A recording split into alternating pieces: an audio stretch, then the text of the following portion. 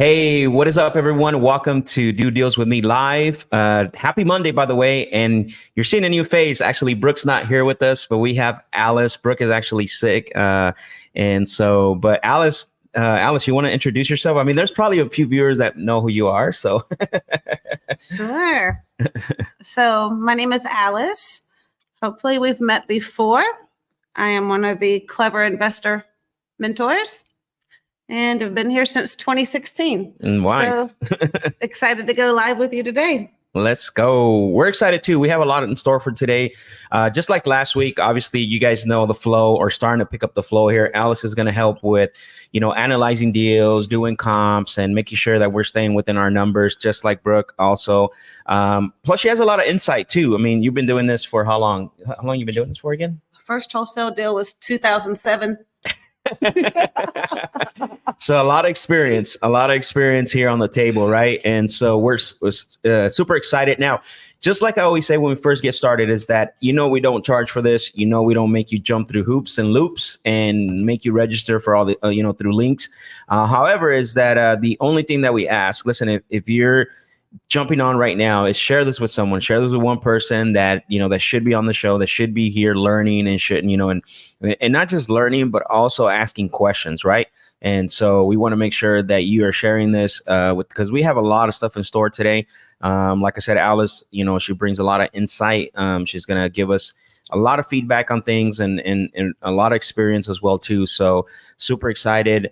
And again, last week we went 3 days, very productive. I think, the productivity, that we had was really good overall. And think about that, right? Like where most people fail, and I always say this, Alice, is that it's the part of not taking action. Yeah. Right. So even though we're on here for 4 hours, we're not really dialing all 4 hours, right? Like we're working, but we're so focused that it looks like we're consistently dialing, we're analyzing the deals, and we're getting the results, right? We're getting the results that we're looking for. And so that's what you see that a lot too, with a lot of people where they struggle as far as like, how do I make my first deal, or how do I get my first deal? I think the correlation is like, take action, right? Take action. Yeah. Consistently, and know that sometimes it may take a few more phone calls than you anticipated. Yeah. And I'm glad you brought that up. We had that challenge on Friday. We had, a lot of people weren't picking up, and we basically, we kept pushing. We were getting ready to shut it down, which was weird. It was crazy because we were about 3 hours and 50 minutes in. And so we were going to close it at the 4-minute mark. So we just pushed through. We kept dialing. Brooke got a call back, and it was, she answered the call in the live, and it happened to turn into an agreement. So it got signed. So again, you got to continue, be persistent, not only consistent, but you have to be persistent. So, dollars and cents, what's going on? Good afternoon, man. You must be in the East Coast, I'm assuming. Bryant, what's up? Good morning. Let's go. Drake, thank you for joining us. I appreciate you all the way from Bakersfield. Let's go. Precious is in the house. Roxy's in the house. Richard, what's going on? Richard's been here early, by the way. So, and then we got a few of you jumping on. But yeah, super excited today. Obviously, it's Monday, and I'm glad to see familiar faces in here. Hopefully, you guys are taking action while you're watching as well, too. Remember, we are also we want to work with you. So what we want to start doing is having you come in, send us the deals. Go to sendusthedeals.com. So if you want us to call your leads live, or you want to tell them what else you do as well, Alice, with people that submit deals under contract. I was going to make you talk on the show, right? Yeah, absolutely.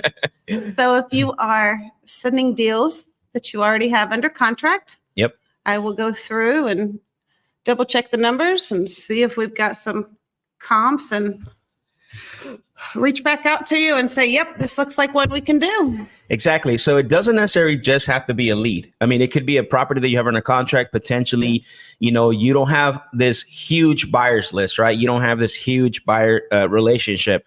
So we do. We have a system that inside the system has over 4.5 million contacts that we can reach out to on any given day.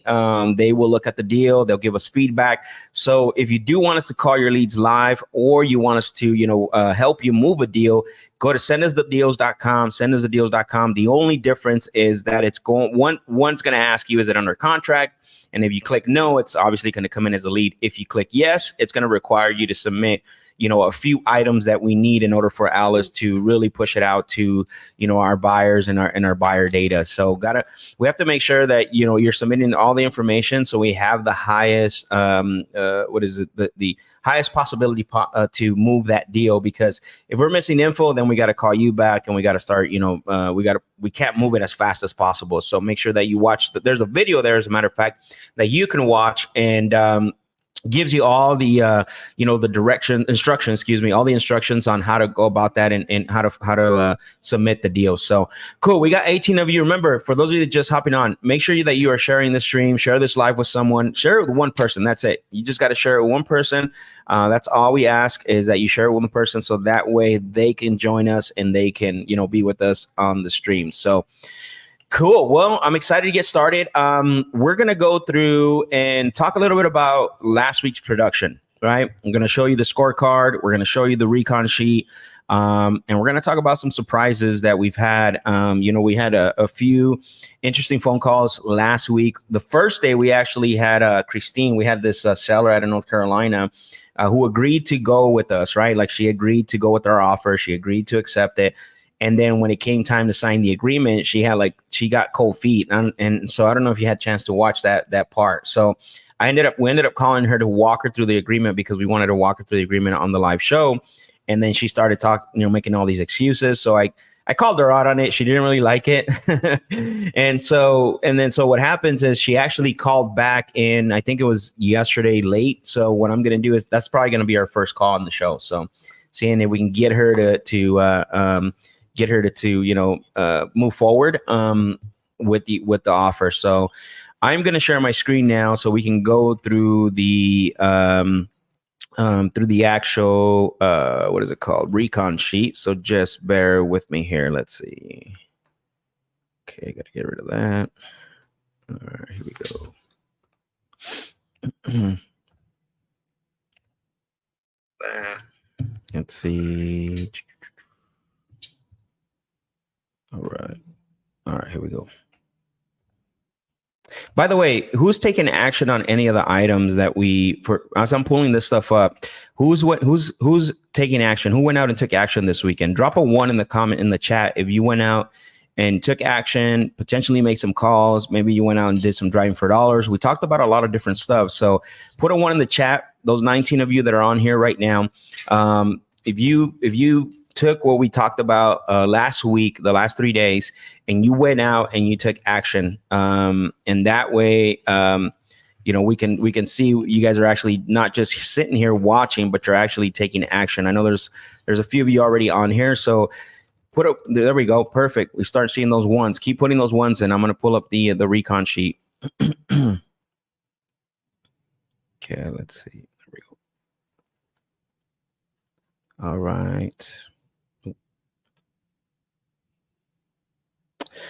All right, perfect.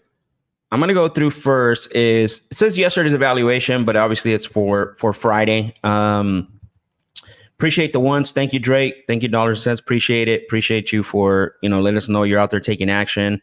Perfect. Here's another 1. I love it. Keep them coming, guys. I want to see those 1s drop in the chat. That means you are taking action. Cardi says, missed last week, but I'm here today. Yeah. Awesome. Great. I love it. And so once you get a chance, make sure you go back and try to catch up, because we covered a lot of stuff. Obviously, we're going to cover a lot of things today, but make sure that you are catching up with the rest of the other days that we were on here live as well too. So, okay, so last week, so we rated our day. So what do we rate our previous day, which would be Friday? Again, this was Friday. So I rated it a 9. Now, why? Because we had great conversations. We stuck to the sales process, and Brooke got a contract signed. So how much better in the week, the last day, the week on a contract. So she got that call in. She ended up getting it signed. So why not give it a 9, right? Obviously we can always improve, but when you have a moment to really, give what is it called? Give yourself, an encouragement. You got to do it, right? The small wins. It's those small wins that continue to keep pushing you. So, did we hit our targets? We did not hit all our targets. We had a short week. Obviously the goal this week is to hit the targets, since we have a full week this week. That is the goal. We didn't hit all our targets. You guys are going to get to see the scorecard, because short week. We were only on here for 3 days. It would be impossible. We hit a few of them, but not all of them. And then lessons learned last week. So what were some of the lessons learned? So don't give up. Keep pushing through until the last minute, right? We talked about wanting to end the show late, early, because we weren't getting people picking up. So I ended up it was crazy how it worked out. I wasn't getting any answers, and then this lady answered. The property, I think, was in Washington. I believe it was a condo in Washington, but she didn't want to sell. She was it got a little bit not heated, but she was like calling me out and saying that I'm pushing her to something and this and that. And I'm like, how did I push you to something if you said yes to the conversation? So nothing ended up happening. But that's, as soon as I hung up, the Brooke got the call. So remember, you can't give up. You got to push through until the last minute. And here's a good example of that. So if you are setting yourself up to where you're doing a prospecting, for let's say today you told yourself, this week, 3 days a week, I'm gonna prospect, and I'm gonna call from 2 to 4, whatever that is. Make sure that you're from 2 to 4, you're giving it your best, right? Don't start, a little late. Don't end it a little early. From 2 to 4, you're going to give it your best. And the way you're going to do that is by filling out this recon sheet, right? The way you're going to do that is by making sure that you have your goal set. I think it's very important to understand that, because that's what's going to drive your attitude to be able to go after, what you need to do and deliver your strategies and tactics. And so too many people give up too early, right? I agree. Yeah, way too early. And so that was amazing to see. It was really good. Obviously, having to see that at the very end. So even us, we still get amazed, right? Like, even though we've done so many deals, it's always good to see that your hard work is actually pushing through and basically going through. So I don't know what happened to this one. Interesting. All right, so let's go with our affirmations. I'm always ready for the opportunity because of my preparation. Very important to understand that. Always got to be prepared, right? I am the best at what I do because I believe in my skills. Very, very important to understand that. Like, listen to these I ams, because they're not just like rah, right? Like, we're backing it up. I said, I'm always ready for the opportunity because of what? My preparation. Number one, you got to be prepared for the opportunity. Sometimes we don't think opportunity comes. We see them as potential obstacles. And what tends to happen is that, we don't walk through that door because it looks like a problem, right? Same thing with, I am the best at what I do because, I believe in my skills. Working on your skills. And for those of you that are on here right now, that's literally what you're doing. For those of you that are watching us, for those of you that are participating with us, I would consider that working on your skills, right? Working on yourself, working on the things that you need to be prepared for. And I don't know what happened to the third one, but I'll just say it to you guys. I am always ready because prepare, right? That's the thing that you have to remember. Today, it's all about preparation and execution. Kenyon says, even though I was nervous watching these lives, is definitely helping. I actually submitted one this week. And okay, well, that's what we're going to look at first. Let's go. I appreciate you for submitting that lead. Remember, if you guys want to submit a lead, make sure you go to sendusthedeals.com. You can see the website there on the bottom, sendusthedeals.com. So that way we can take a look at it. So, all right, let's keep it moving. Today's plan is, what is it? Giving sellers an opportunity for a fresh start. How? By providing solutions that solve their problem, right? That's what we want. And us, using our skills and our problem solving abilities, right? Again, all about preparation, skills. Do you have to know everything when you first start, Alice? Sometimes it feels like you do. But that's the good thing about having a clever investor and a mentorship behind you. Mm-hmm. Exactly. So do deals with me, right? I think that's what we're kind of referring to is, and here's the website too. So if you want to be part of a community where Alice can coach you, she has a lot of experience. I consider her very experienced, knowledgeable. She helps this for our deals. So if you are looking for a community that can guide you, that can show you, that can, hold your hand and go through the process, go to dodealswithme.com, and you're going to get, potentially to work with Alice. Right. And so, but again, the question is like, sometimes it does feel like that, like you need to know everything, right? Sometimes like I need to have all the information. I need to have all the information before I go out and take action. I'm okay with learning. I've always said always be learning. I have this rule ABL, and instead of always be closing, always be learning. But also you have to make sure that you're out there taking action. And the reason I say this is because you can never get better with the information alone. You have to know what you need to improve upon, right? And where am I messing up at? Am I messing up in my introduction when I'm talking to sellers? Am I messing up in my pitch? Am I messing up in the discovery phase? Am I messing up in when I make an offer? If you're not taking action and you're just ingesting information, and you're not doing any output, you're not going to get better, because you're never going to know where you need to improve, where you're making the mistakes. Because listen, you might not make mistakes everywhere. There might be just little things that are keeping you from actually passing through the other side, but you won't know that until you go out there and take action on that information. What do they call that analysis? When someone just has too much information, or they just get too much information? What is it? Just overanalyzing. Analysis paralysis. That's what I. So don't get caught up in that. Go out and take action. Mess it up. You are gonna mess it up regardless. I still mess it up.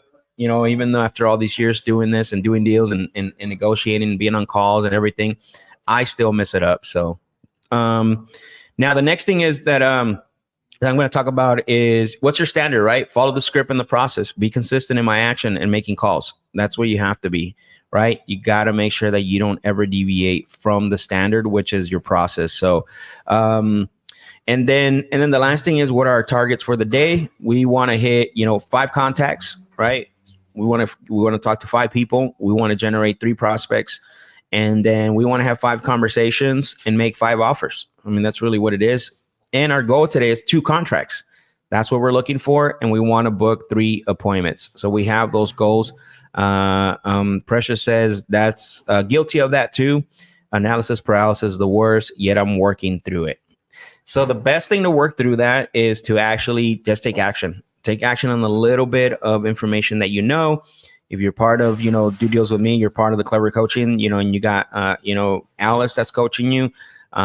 She's going to help you to be able to break through and go through that. Anything else you want to add to that, Alice? No, nothing particular. Okay. I think that when people see 5 conversations, that doesn't sound like very many. It doesn't. Yeah. But it is. It is. Yeah, it's a lot. So and so most people would say, well, what do you consider a conversation, right? And I spoke about this last week with Brooke. And so for me, a conversation, if someone says hello and we say, hey, I was calling because, you had filled out the form on our website, and then they're like, yeah, what's your offer? Or what so, I'm not interested in selling. That's not a conversation. That's more of just a context. Somebody picked up and said hello. For me, a conversation is if I ask, hey, calling because you filled out the form online, so if you consider selling that property, like, I still am. Okay, perfect. And then if I can find out, like, why they're considering selling and what's their timeline look like, that's what I consider a conversation. Someone that if I can hit, 2 of those 4 pillars, that we call the pillars, I would consider that a conversation, and I would put it into, I would count it as a conversation. So if I can figure out if Alice is selling property because she's got to relocate and she's got to do it in the next 60 days, I believe that's a conversation for me. Not, hello, no, I'm not interested. Or hello, well, what's your offer? Tell me your offer. And that's it. Like, yeah. And how many people do that? A lot. This is why I'm glad you brought that up, because, even though 5 conversations doesn't seem like a lot, it really is, right? When you think about it in the scheme of things, as far as the way we see a conversation, right? I don't consider everything a conversation. I consider everything a contact when somebody picks up, but that's it.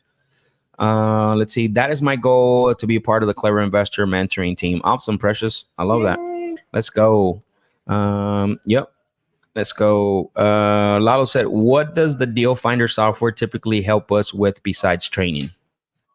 You know, the deal. What is that? The deal finder. Which one is that? Are we speaking about Deal Automator? Hey, Lalo, can you clarify the software? Is it the Deal Automator or is it the Deal Finder software? Because that might be a little bit different. So let's see, Nancy. Hey, good morning, Nancy. Nancy is she's on here every day too as well. She participates. I love that she's on here with us. When the seller hits the auction stage, does that mean they stop being direct to seller? So if it's no, not necessarily. Oh, sorry. If it sells in auction, yes. I mean, somebody's going to buy that property, and that's not. Yeah, the seller. That's gonna. You're not gonna. It's not worth going after that property anymore because whoever bought it at auction, they bought it for a reason of either rehabbing it or keeping it as a rental. Yeah. But let me ask you this, Alice, because you might. I know I can answer this, but I want to have them hear from you. So what if it's in foreclosure, it's going to auction? What do you think about that? Yeah. So that's a good question you have. And a lot of people have this question. So if you've got a property that is scheduled for auction, we are still able to work with the seller as long as it has not been auctioned on the courthouse steps and it's already back in the bank's hand or somebody else's. Yep. We can still work with it, even if it's just a couple of days. Exactly. You can all the way. I mean, literally, I've seen properties save the day of the auction, right? Me too. Yeah. So you just have to be a little more experienced and savvy at that point. Because if you don't know what you're doing and you're telling the seller like, "Hey, I'll save your property," then you have to be careful with that. So that's a good one for send us the leads. Exactly. Yeah, you can do that. Go to sendusthedeals.com where you can submit the lead if you do have something in that situation. Lalo said both. So the Deal Automator and the Deal Finder software. Does that help him with what was his original question? Let me go back up. Okay. What does the Deal Finder software typically help us with? And the Deal Automator?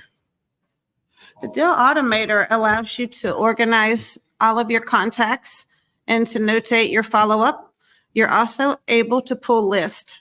So if you want vacant properties that were absentee owner, you can pull those. You can pull high equity, pre-foreclosure. If you're doing fix and flips, it has a really nice repair estimator and the ability to build out a scope of work. So lots of things if you're wholesaling, some different items if you're actually flipping, and pretty much holds everything you need to make your real estate business move forward. Yep. And stay organized. And stay organized. The hardest part. It is the hardest part. I have that problem even now. That's why Brooke's here helping. That's why, you guys are assisting with, comps and things like that. So William said, just getting in line with you. Can I find that form you just showed somewhere? This form is actually going out to, you can actually just, here's what I'll say, because if you're part of the due deals with me, you should have got an email with the form. I submitted it. However, what I would say is that you can rewind the video and basically write that. I'm showing it to you. So if I was you, I would create your own based around the actual subjects and the questions that we have on there for now. Nancy said, I am concerned my lead I sent in is no longer direct to seller. We will find out. They never picked up, Nancy. We called them, as soon as you submitted it, we basically called them. I think we called them about 5 times, I believe it was, Nancy, and they never answered. The seller never answered. Nancy, are you saying that you think it was a JV partner that had given you the deal? No, I think it was her lead. It was a lead that she submitted, and it was scheduled for auction. And we'll pull it up and see if it went to auction or not. Oh, that'd be awesome. Yeah. All right, let's see here. Says no, she called us, so that's what she's saying. Gotcha. Yeah. So, all right, cool.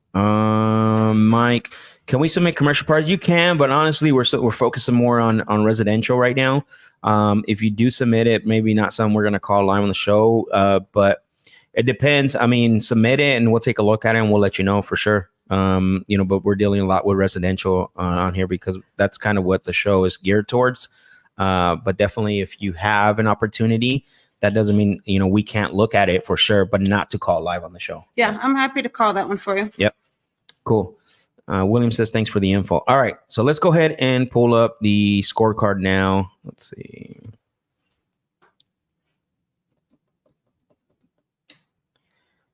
All right.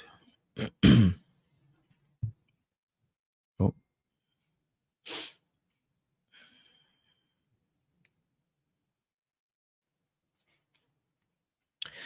All right. So there's our scorecard. As you guys can see here. So the dials for Friday were 74. So we did hit our dials in 3 days.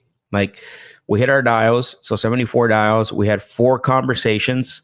You see how hard it is, right? We hit Wednesday, we had 4. Friday or Thursday, we had 5. And then Friday, we had 4, right? So we had total of 13 conversations. And so in the way we were going, we probably would have hit our goals if we had another 2 days. This is Saturday, what you're seeing here. We had we generate total of 4. So I'm actually going to do the week total. So 13 conversations in 3 days. We had 4 hours of talk time, which is a lot, by the way. 4 hours of talk time is a lot. Yeah. These are people that picked up, said hello. We spent a little bit of time with them, right? Whether we hung up in 2 minutes or an hour, it didn't matter. Like this is the total of talk time.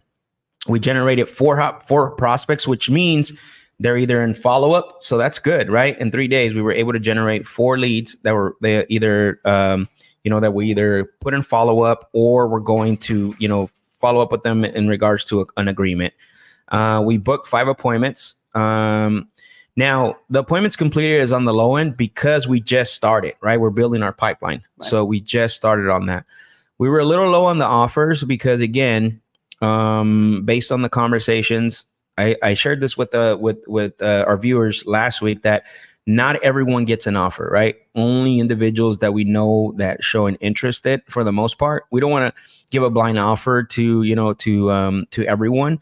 Obviously, we want to give an offer to everyone we speak with and have a conversation with. We do want to give an offer to all those individuals. But if someone's on the phone, they're like, well, what's your offer, right? Or, they don't want to answer questions. We definitely don't want to give those individuals an offer, because are they really looking to do business with us if they start off the gate that way, right? If they don't want to be engaged, or they don't want to engage or be cooperative, like that's going to be tough.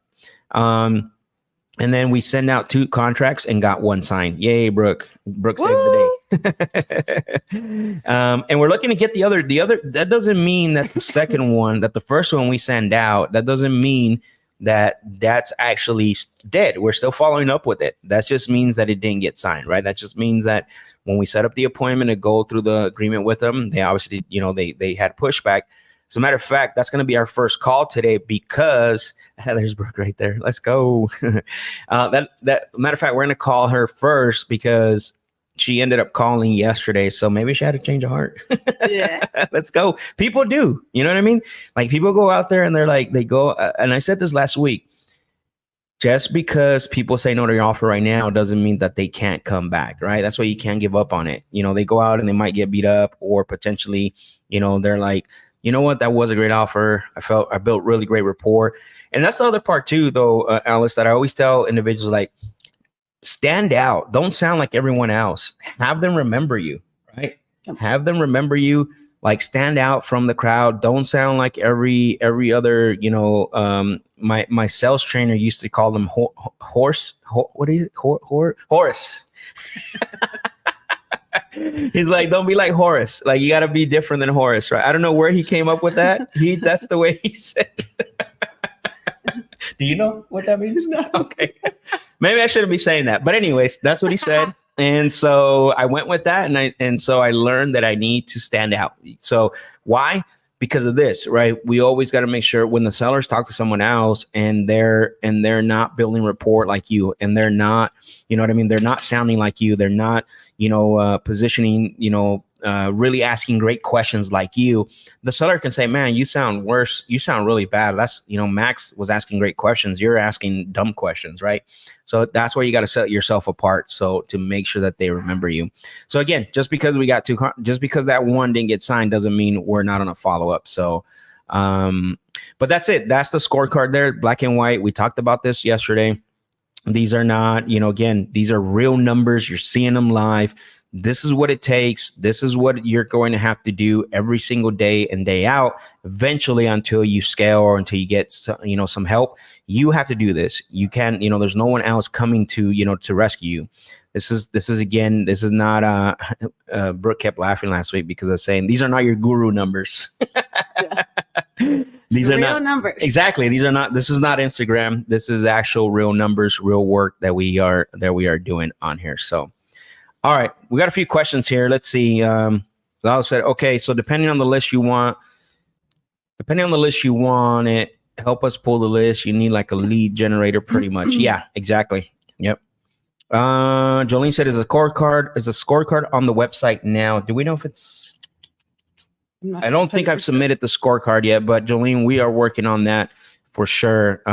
So just have patience with us. Obviously, we just started this thing and we just ran with it. You know what I'm saying? So I really appreciate that. So thanks. Is there an avenue to pursue with commercial? Mike, let me ask you a question. How many deals have you done your first deal yet, Mike? I'd love to find that out and see if you've done your first deal to see kind of steer you where you're trying to head with this. Is commercial your goal, or you're just going after commercial because you're hearing some people that's where to go? I'm just trying to get an idea, right? Because a lot of people maybe need a little bit of direction as far as like where you need to go. So I'm curious to know, Mike, if you've done your first deal yet. Jolene's giving Brooke a shout out. Let's go. Brooke says, yay. And Lalo says, so the deal automator is a lead generator, or am I mistaken? It's a lead generator, right? It's going to give you a list, but it's not a pay-per-lead program. No, it doesn't call the list for you, if that's what you're asking. If it's going to, it'll generate leads, and then it'll skip trace the leads for you to call or text, correct? Or you can direct mail through it. Or you can direct mail through it, correct. Mm-hmm. Yep.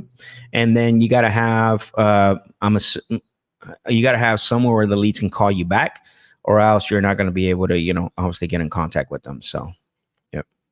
Mike said no. Yeah, great. So thanks, Mike. I appreciate you for being transparent. Yeah. So again, this is what I wanted to ask, because maybe what I would do is, it's, and I don't know if you're part of the, the coaching program or not, but if you've never done a commercial deal, I would recommend starting with doing your first residential deal. It's going to be a lot easier for you. Look, I know you think I know most people think that is very competitive, but honestly, if they're going to be, if you're trying to get your first deal, that's probably going to be the easiest, because how are you going to identify what's a commercial deal if you haven't done a residential deal? How do you know what is a deal anyways, right? Like, how do you know that? So this is why I always recommend, you're going to get more help through to the residential side. You can gradually move into that. Not saying that there are no commercial deals, there definitely are, but I would recommend starting there for sure. Abel says, where can we find the link to the recon sheet? I think we kind of mentioned that already, Abel, earlier. That's getting emailed out as well. Mike said, there are many commercial opportunities in Miami market.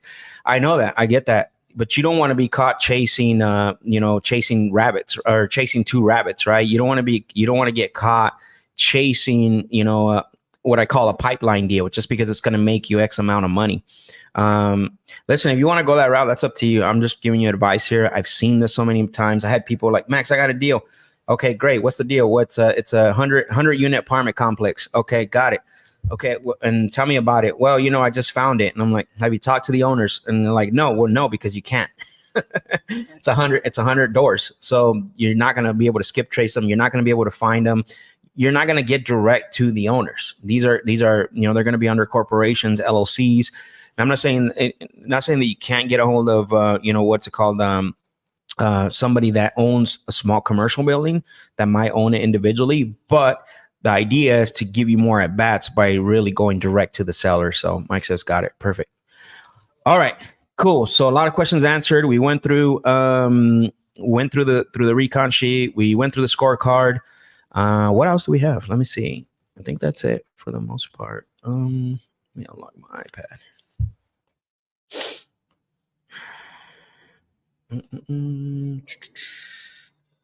Where is the? Oh, there's the list right there.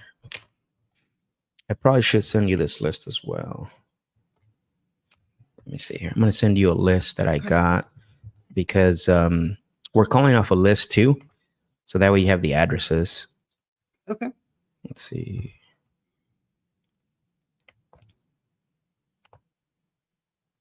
Okay, let me look here.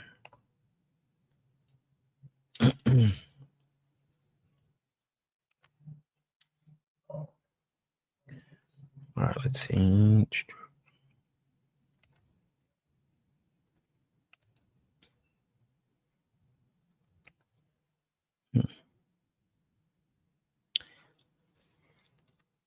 Okay.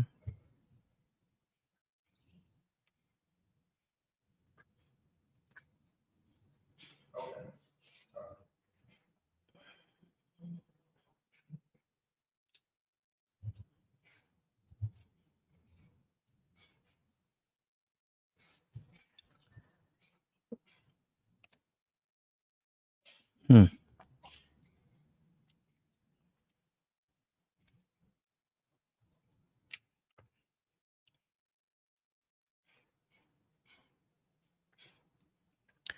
All right, I found it now.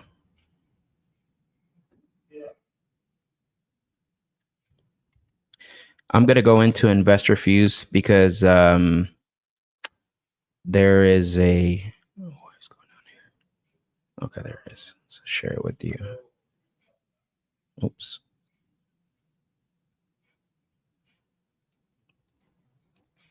So I'm going to share the spreadsheet with you, and then I'm going to go into investor fuse to see what leads we have in here. So there it goes. There we go.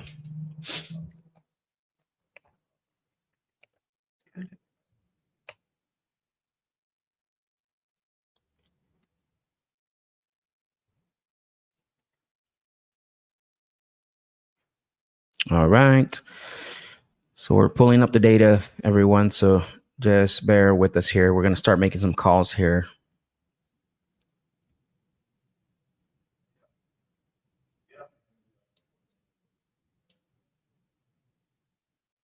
Okay, let's see. All right, let me connect to this.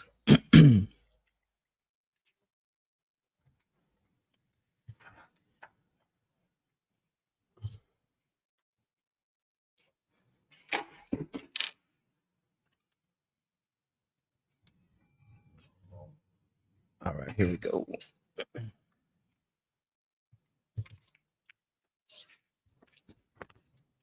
You have access on Investor Fuse, right, to all the opportunities? I do not. Okay. That's what Brooke and I were talking about this weekend. Oh, okay, got it. Let me change that real quick.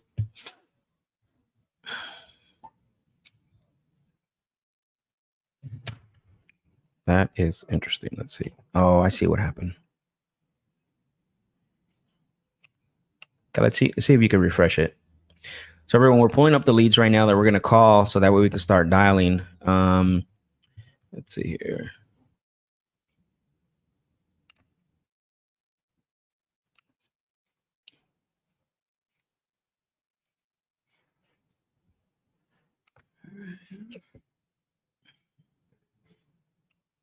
Yeah, you should now. I just changed the access, so you should have. You might have to refresh it or Okay. sign out. There it goes. Okay, perfect. Yep, I see him. All right. The one I want to call is Christine. Let's see here.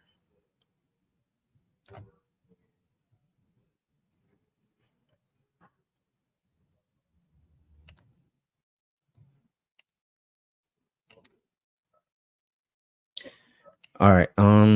So her name is Christine. She's on Southwest 168. So, yep.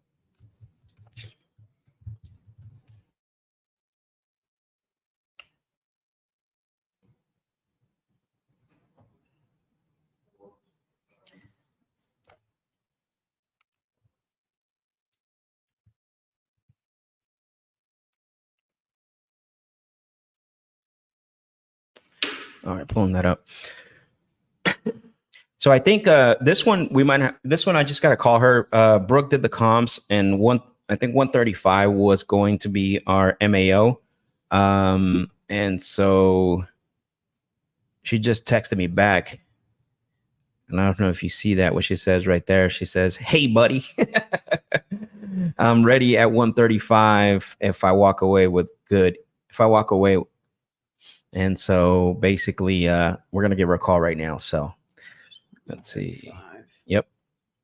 Okay, let's see here.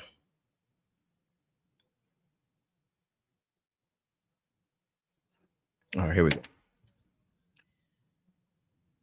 Yeah, because Brooke, I think, did the ARV on this property for 210. Did you want to just kind of run it and see? We're gonna.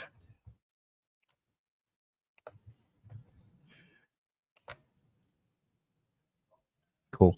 All right, everyone, we're gonna get ready to make our first dial. Who's ready to hear some calls? Drop some thumbs up, fire emojis in the chat. That way we can, get this thing going. I want to see that chat mail. I want to see some fire emojis, and we're gonna try to get through all your questions. We're gonna try to give you answers for everything. But let's see who's ready for some calls and ready to get some agreements and contracts signed today. Let's go. Drop some fire emojis in the chat, some thumbs up.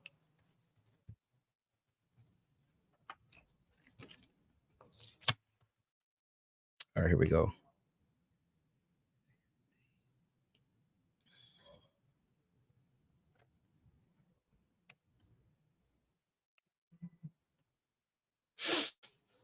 Let's call her. Perfect. Let's go. Appreciate the fire emojis. Thank you.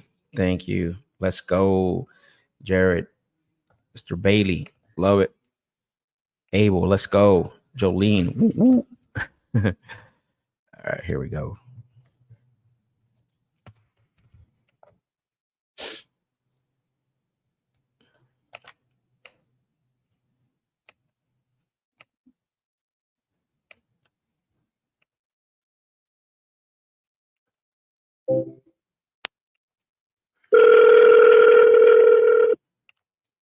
Give us a thumbs up if you can hear that.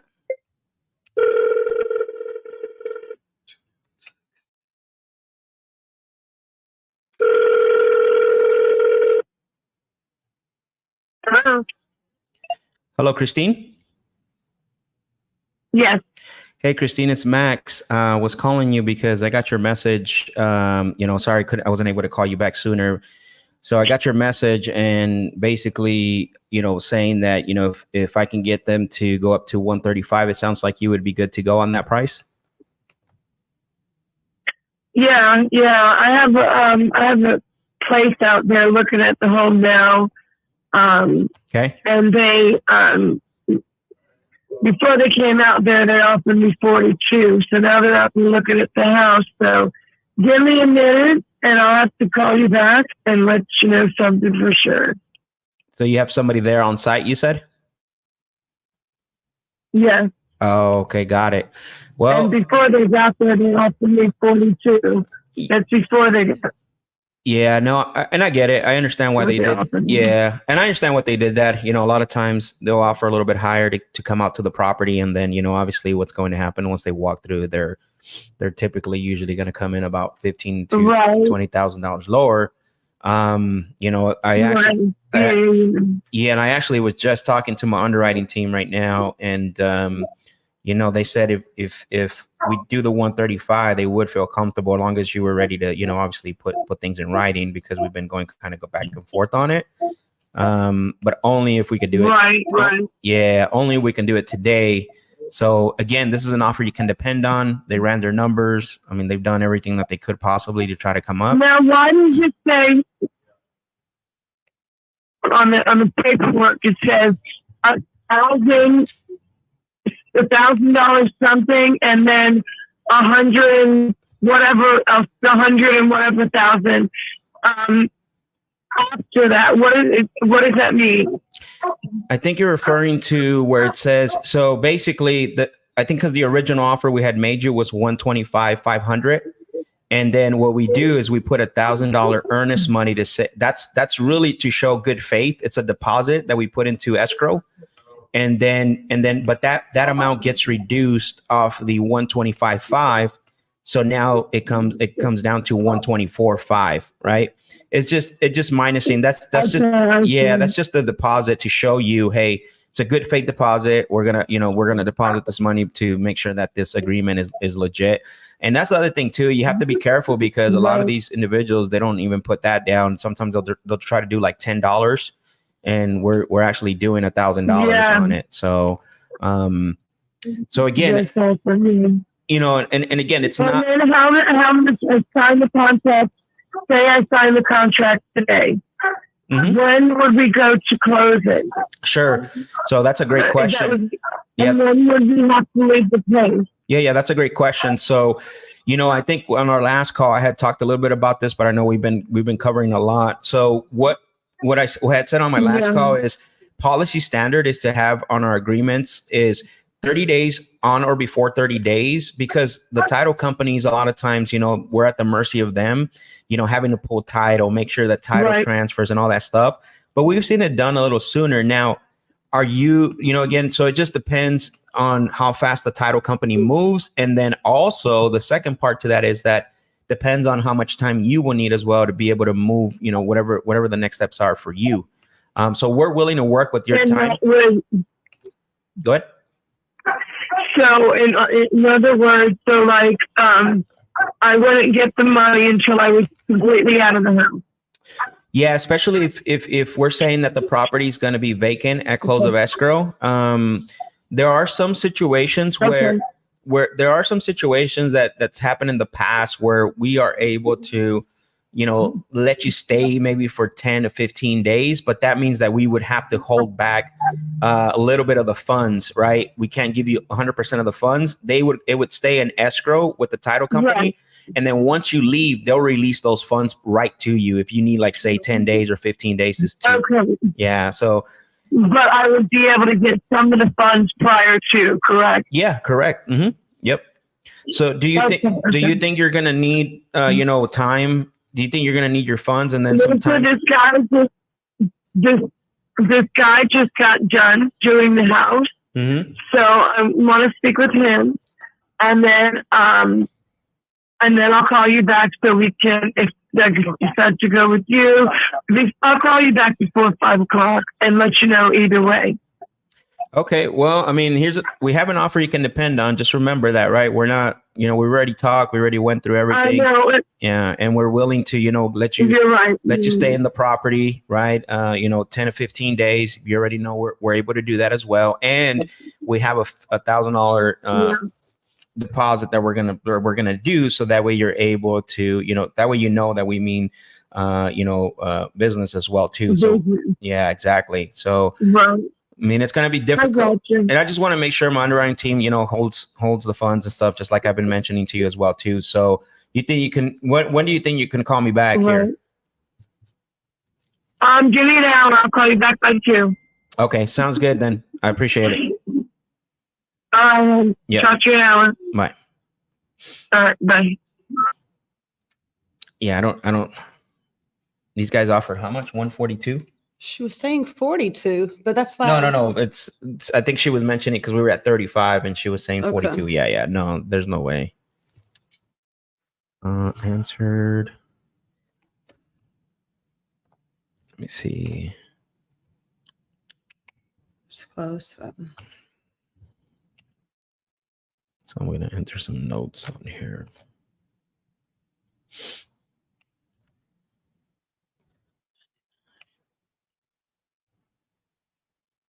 I guess I was curious how much money she needed up front.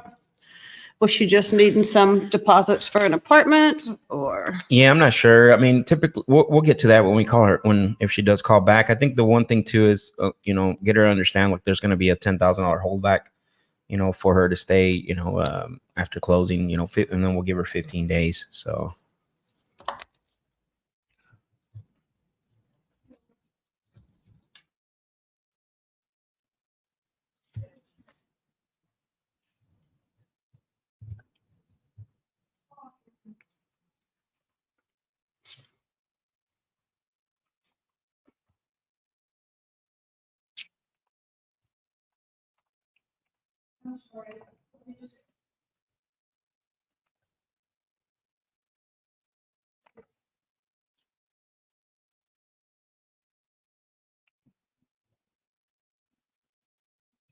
All right, let's see.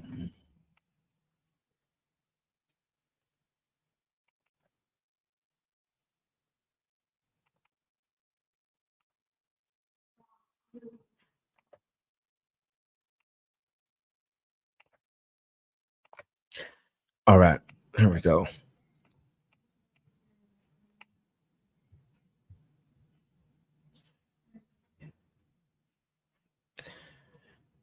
If I get a contract completed, can I send it email? You can send it to sendusthedeals.com. Sendusthedeals.com. You can send it there if you do get a contract completed. That way, Alex can look at it and give you some feedback on it. So there's the website there on the screen. Make sure that you're sending it there to sendusthedeals.com. Let's see here. There's a few other questions. Is 10K standard a whole bunch? It's not. I mean, again, that's. You want it. So here's the thing. Like, I like to go as high as possible because your buyers are going to feel more comfortable, right? You want to talk a little bit about that? Why it's important for that for your buyers? It is. And if a seller asks me, I always reply that it's company policy to hold back the 10K, and that we are sure that they plan on moving out and doing everything as we have agreed. But unfortunately, the last eviction we had to do was over $5,000. So we need to make sure there's enough there to cover the cost of the worst case scenario and still be able to make the payments and maintain the property for the couple months that takes to do. Mm-hmm. It's very rare that I get any pushback on the 10K. Yeah. If they're only netting 10K, maybe we try to make it a little less. Yeah. But that's always been my go-to is $10,000, right? Now, only because we're doing about 10 to 15 days. If they want to go longer, like 90 days, then you have to negotiate, some rent back and, things like that. So because, your buyer either's got to get hard money loan if he's not paying, cash with personal cash or private money.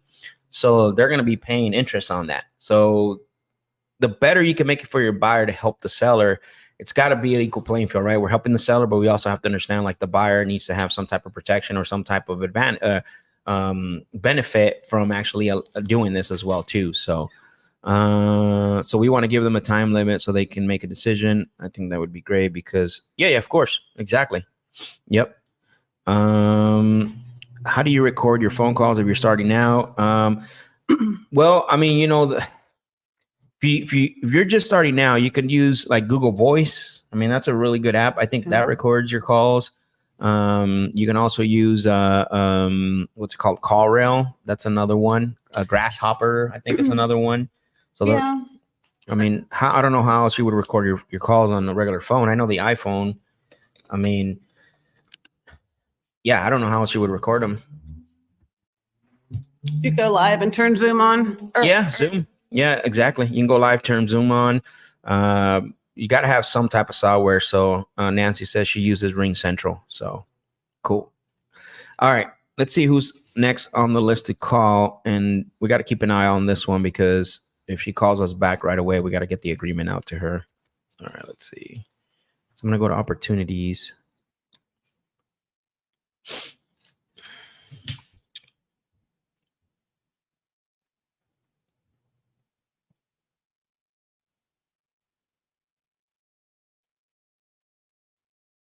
Oh, it looks like somebody submitted a deal, Alex. Okay. Duplex. Ooh, and it's Memphis. I like Memphis, Tennessee, under contract. Okay.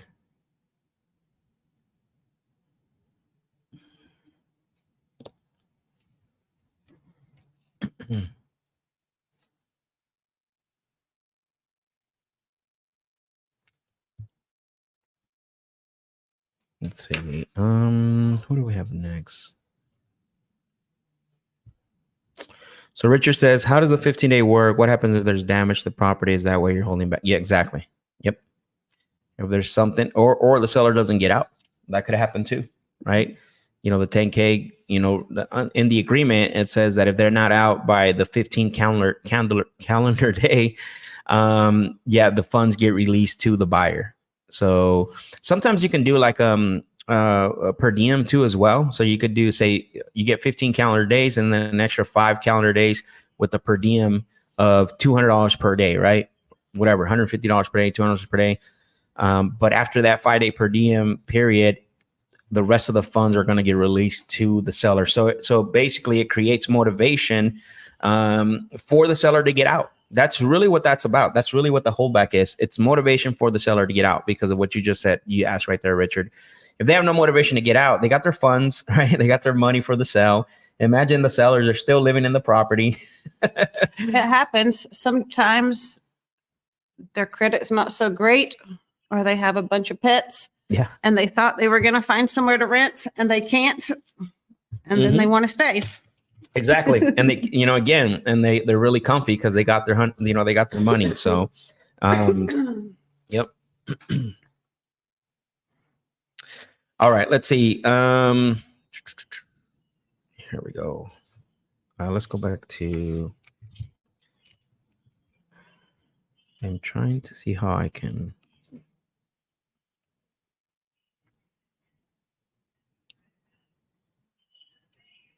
I want to see if anybody's sending a lead. So what I'm going to do is filter.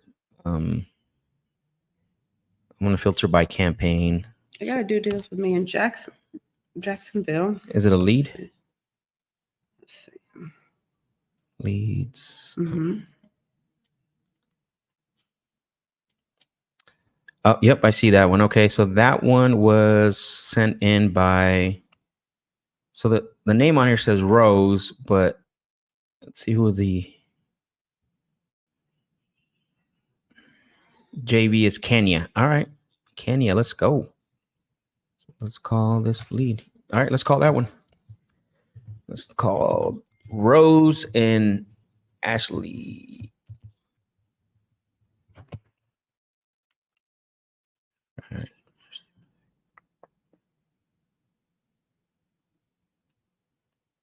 All right, so we're gonna call Rose. That's Kenya's lead in Jacksonville, Florida. So let's see. The seller's listed with an agent unknown. It Is it? says she doesn't have to work with the agent. All right, let's find out. Can we pull up to see how long it's been listed? Mm-hmm. Okay, cool.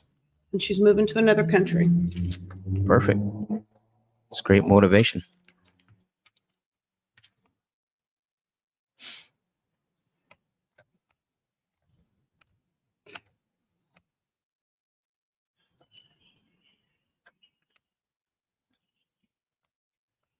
Oh, 144 days. Wow. I smell this up too. Yeah, that's a long time to be listed.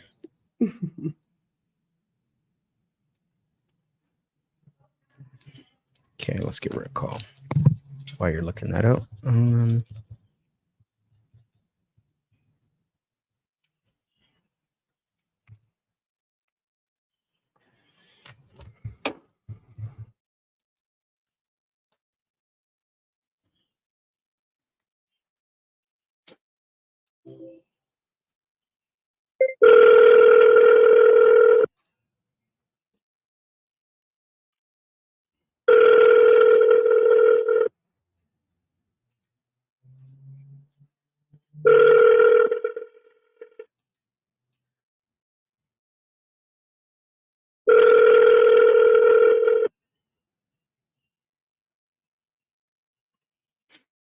Hello? Hello, Rose. Hello? Hello, Rose. Yeah? Oh, hey, Rose. This is Yeah? Max. This is Max. I was calling you because you had, spoken to one of my team members about potentially selling that property over at Ashley Park. Yeah. Okay, perfect. Well, like I said, I appreciate you for confirming that. Now I did get some, a few notes from, obviously my team member, and I wanted to just follow through to see if we could qualify the property for an offer. Is that okay if I ask you a few questions? Sure. Got it. Okay, perfect. I appreciate that. Now, one of the first things I just want to, clarify just a little bit on the property. It is currently listed on the open market, correct, with the real estate agent? It's listed, but I'm the agent. Oh, okay. You are. Sort of. Got it. Okay. So perfect. Sort of. So I'm sorry. I said sort of. Got it. Got it. Okay.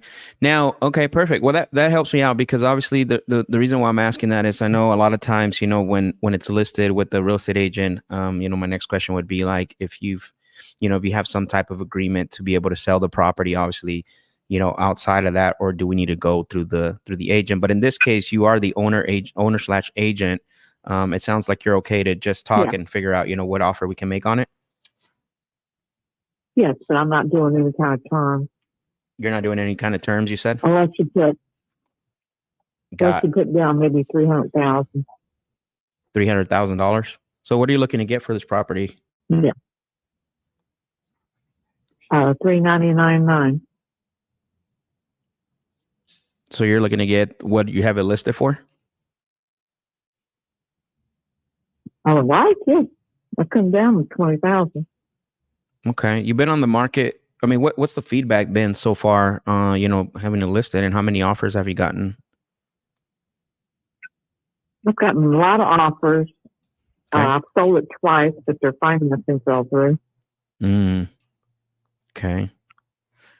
Makes sense. So when you say you got a lot of offers, I'm assuming you're getting offers like in the low 200,000s? Oh, no. 350, 340. Okay. I mean, yeah. There's nothing wrong with the house. Right. Yeah. Yeah, I mean, honestly, like the house looks good. Okay. I'm sorry? Yeah. If you're trying to steal it, you're talking to the wrong person. I'm not trying to do anything. I'm trying to figure out if we're even going to buy this property, honestly. And that's why I said I need to ask you a few questions. So all I'm doing is just trying to figure out, because we don't buy every property from anyone we talk to. So, I'm just trying to figure out if this is even a property we would even consider making an offer on. And to me, it sounds like it's not for now.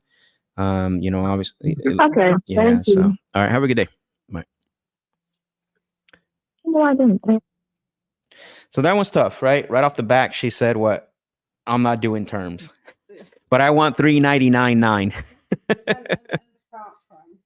Can you? Oops, sorry. Go ahead. It's 329. Yeah. So again, the comp is what are we seeing? What the highest comp we have right now is 329. You said, and that's the exact same house, right? Mm-hmm, so again, 329 ARV, what we see, right? And then she's listed for 399. And so the other thing too is she has, she's had offers for 350 according to her. But one thing you notice on there, she's like, well, if you want to steal it, like, I'm not trying to do anything. I'm trying to figure out if I'm even want to buy in this thing, right? And because we don't buy every property we want to. A lot of times sellers would try to corner you, right? A lot of times they'll try to clump you up with everyone else. So you have to be able to come back and let them know, like, look, that's what you might think, but that's not what I'm here to do. I don't even know if I even want this property.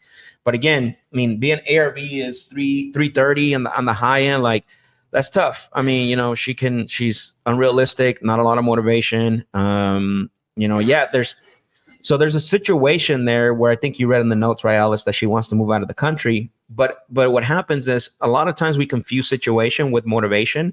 So we have to be careful with that, because I can have a situation, but it might not be motivation yet because it's not impacting me, right? What is the impact of that situation on your finances, personally, emotionally? Where is that spectrum at, right? So a lot of times, and I've done it before. I've done that too before, where I confuse situation with motivation, even to the point where a lot of people are like, well, they're ready to go because they're in foreclosure. Well, think twice, because a lot of people will let it go to auction before they ever sell it to you. I've had that happen as well too. So, and the property's not like fixed up, right? It's not. It's okay. It's the yeah. same as the 3. Yeah, it's decent, right? It's the same as the 330. So basically, Just go ahead. older cabinetry. Like it definitely still needs 30,000, but it's not going to bring it up too far. No. 350. No, it's not. So, Jolene said a great answer. Appreciate it. Let's see who else here. Marlu, what's going on, brother? Appreciate you for joining us. What are good states to start wholesaling, Max? And you and I got to chat about that.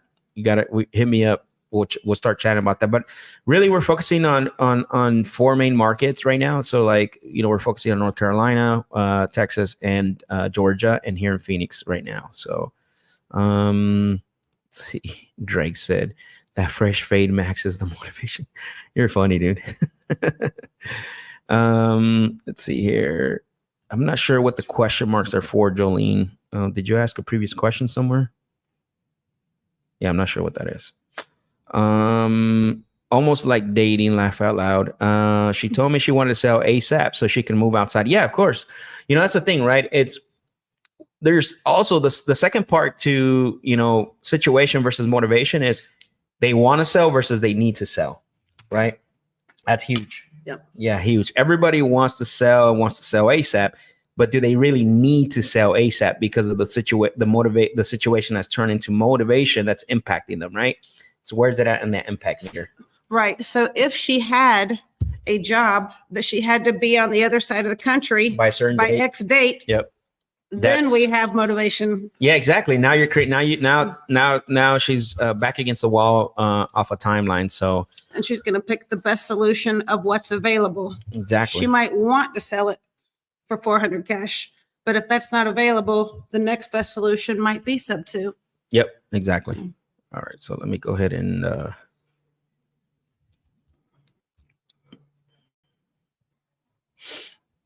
disposition this as no go.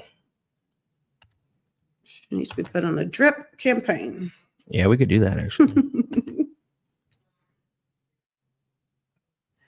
see if I can find you some more.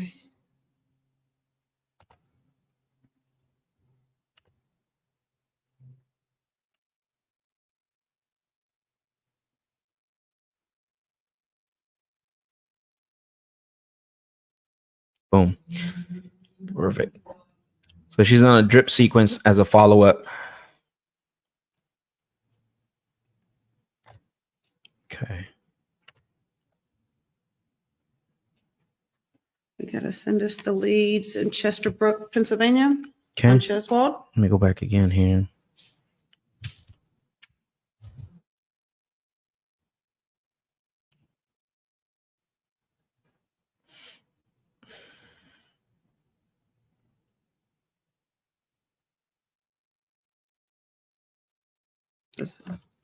Where's it at? 106 Cheswold Court. Okay, got it. I don't want to say addresses too much. Oh, I'm sorry. Just street name. All right, so we already called Rose. Whose lead is this? Let's see. Here we go.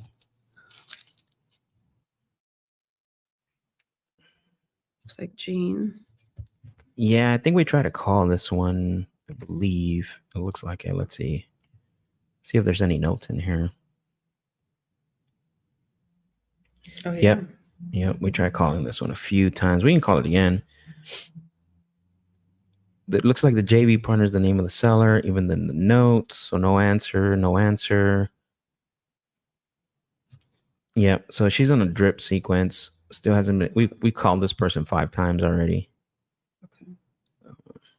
Yep. She's getting dripped a lot right now. So that's the only lead that we had that's new, it looks like. Yeah, so for those, we're just letting the system, for those of you who submitted a lead last week, we're letting the system, work it. We're letting the system get them back on the phone. You submitted a property a few days ago, yep. And she hasn't hit stop, so, which is great. All right, let's see, let's hit next. Yep, same thing with the next one. Most of these we've already tried calling.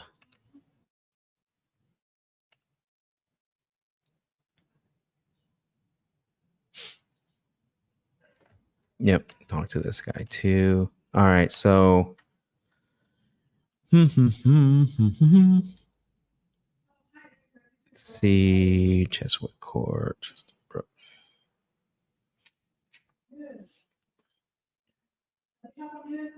All right. Yeah, I'm not seeing any new ones.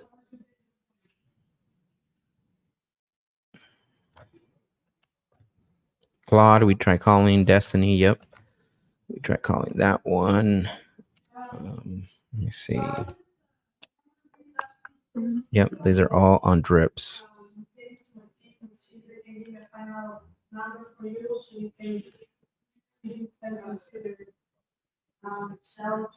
All right, so Brooke just confirmed.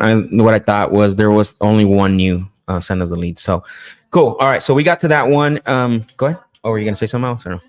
Got it. So remember, if you want us to call your leads live, make sure that you're sending them in to sendustheleads.com. I believe there was a question in here that earlier my guy Travis said, can they submit a lead without the email? Do you know? Without the, I think that it needs the seller email, correct? Or can they just make it up?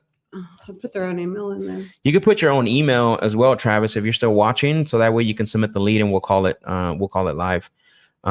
Because if you don't have the seller's email, yeah, you can put your own email in there. So that way, and let us know in the notes too. Let us know in the notes that you are sending us a deal, okay? Or sorry, let us know in the notes that it's your email that you put in there instead of the seller's, because that's going to help us so we don't drip you, because you'll be dripped for life. All right. Nancy said, okay, thanks for telling me I can send my own automation with the lead I sent in then. Yeah, you can. Absolutely. More follow-up, the better. I hope to add a new one or two, but they were they were my botch attempts. I hope to add a new one or two, but they were my botch attempts. Okay. That's okay. I'm clapping for Yeah. that. That happens. Yeah, exactly. So that's good. It's okay. We don't know, right? We don't know until we call. So exactly. All right. So let me go back here. Yeah, the last thing you want to do is try to analyze the deal before actually making the call. Yeah, exactly. 100%. There is a lead that came in here. Let me see. Thought it was a carrot lead. Okay, this one right here. I think Brooke tried to call this.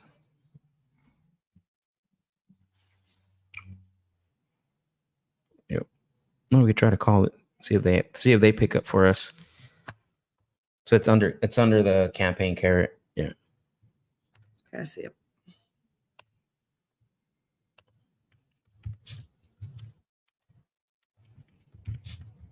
All right, here we go.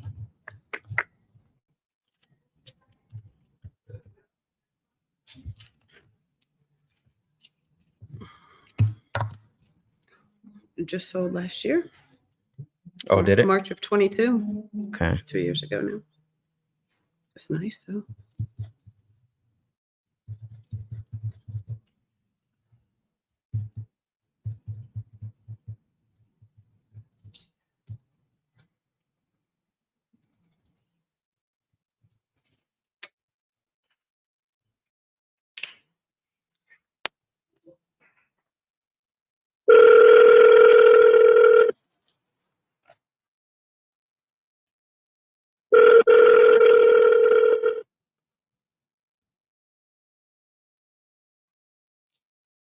Hello. Hello, Steve.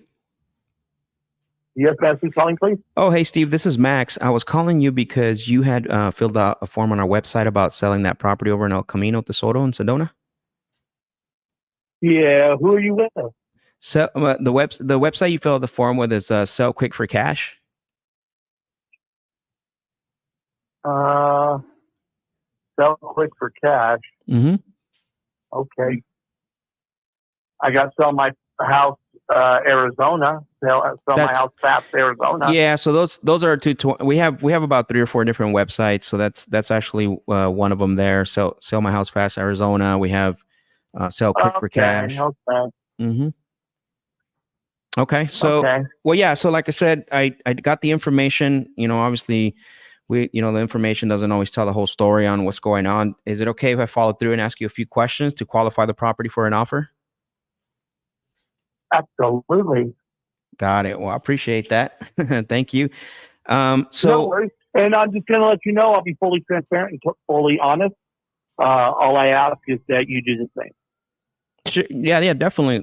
That's why I wanted to ask questions, because we don't typically buy properties from everyone we talk to. Our solution doesn't fit everybody.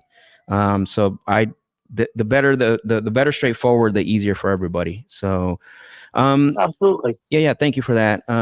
Can you verify the bedroom and bathroom count for me? It's like 5 bedroom, 4 bath, I think. 5 bedroom, 5 bathrooms. We never lived back. I'm sorry, say that. We bought the house. We bought the house in the assumption that it was going to be our final home. Oh, got it. Okay. And we went through, and we remodeled it, almost all of it, not all of it, but almost all of it, inside and out. And my wife and I went up there and stayed up there a couple of weekends. And last weekend that we were there, she came to me and just said, "Hey, look, I'm not feeling it. I thought I was really going to love it up here, and I just don't." Mm-hmm. She said, everything shopping is far away if I want to go to the stores I'm used to. Correct. She said, yes, some shopping is close, but it's not what I'm used to. And she says, I'm sorry, I don't want to move up here. And I said, wow, hey, it is what it is. I'm not going to argue with you. Yeah. We'll sell it. And so we put it on the market. We've had several offers, some better than others. We're still looking at one right now. But, this is where we are. I decided to put it out and get some people to look at it and see if there's any interest. No, that makes sense. And I really appreciate you for sharing that info. And I did see on here that it was listed, obviously, the end of last year. And then I think the listing got removed this month, it looks like. Yep. Okay, got it.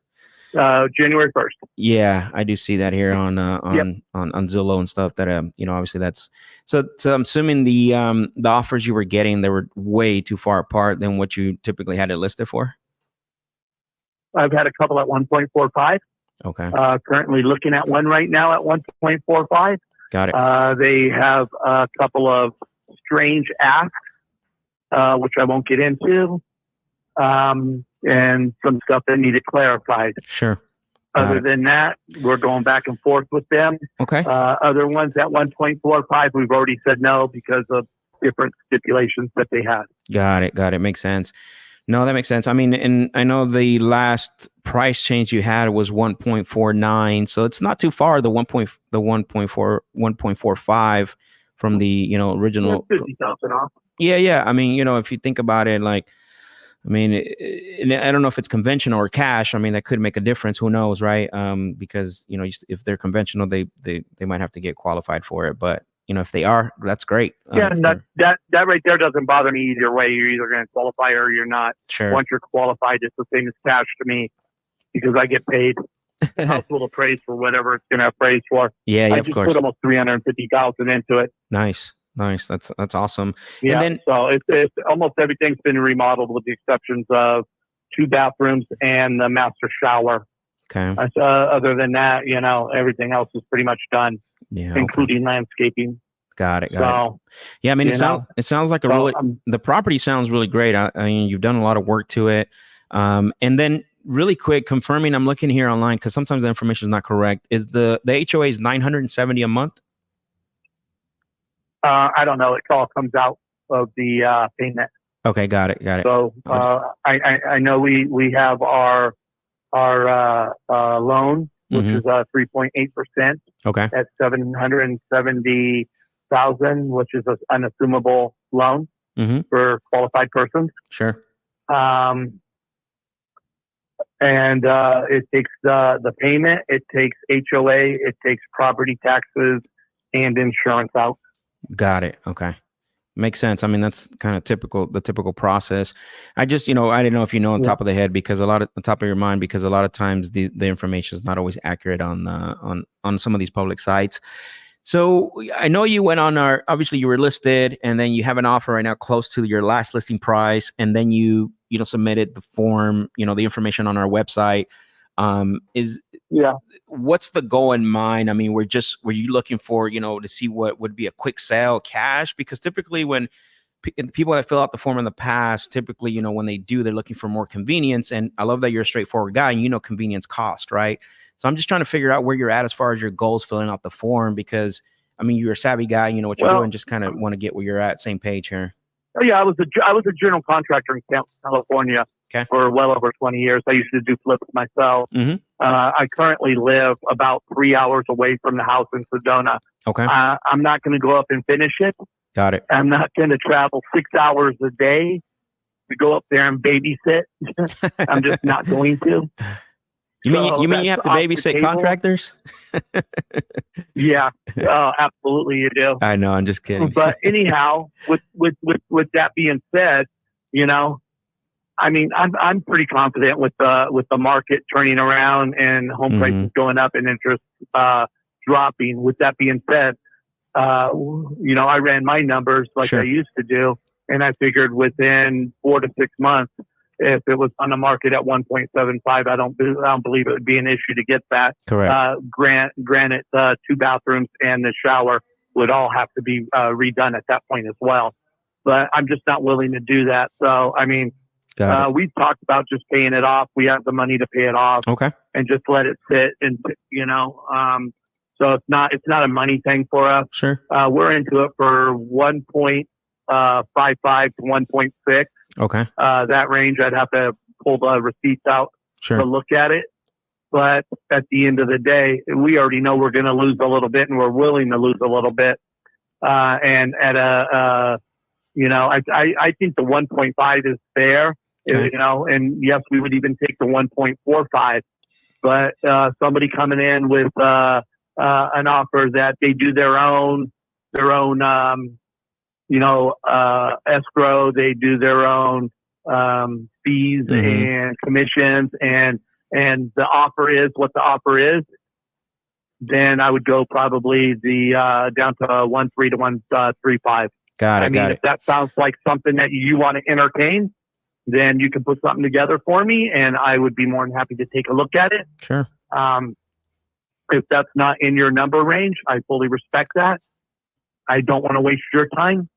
Yeah, of course. And again, I don't know, to be honest with you yet. I definitely would like to do a little bit more homework. My initial call today was just I got the information. I want to make sure that I contact you. Obviously, that's really the standard for us. We want to contact everybody that fills out the form. And then, like I mentioned earlier in the call, we don't buy every single property.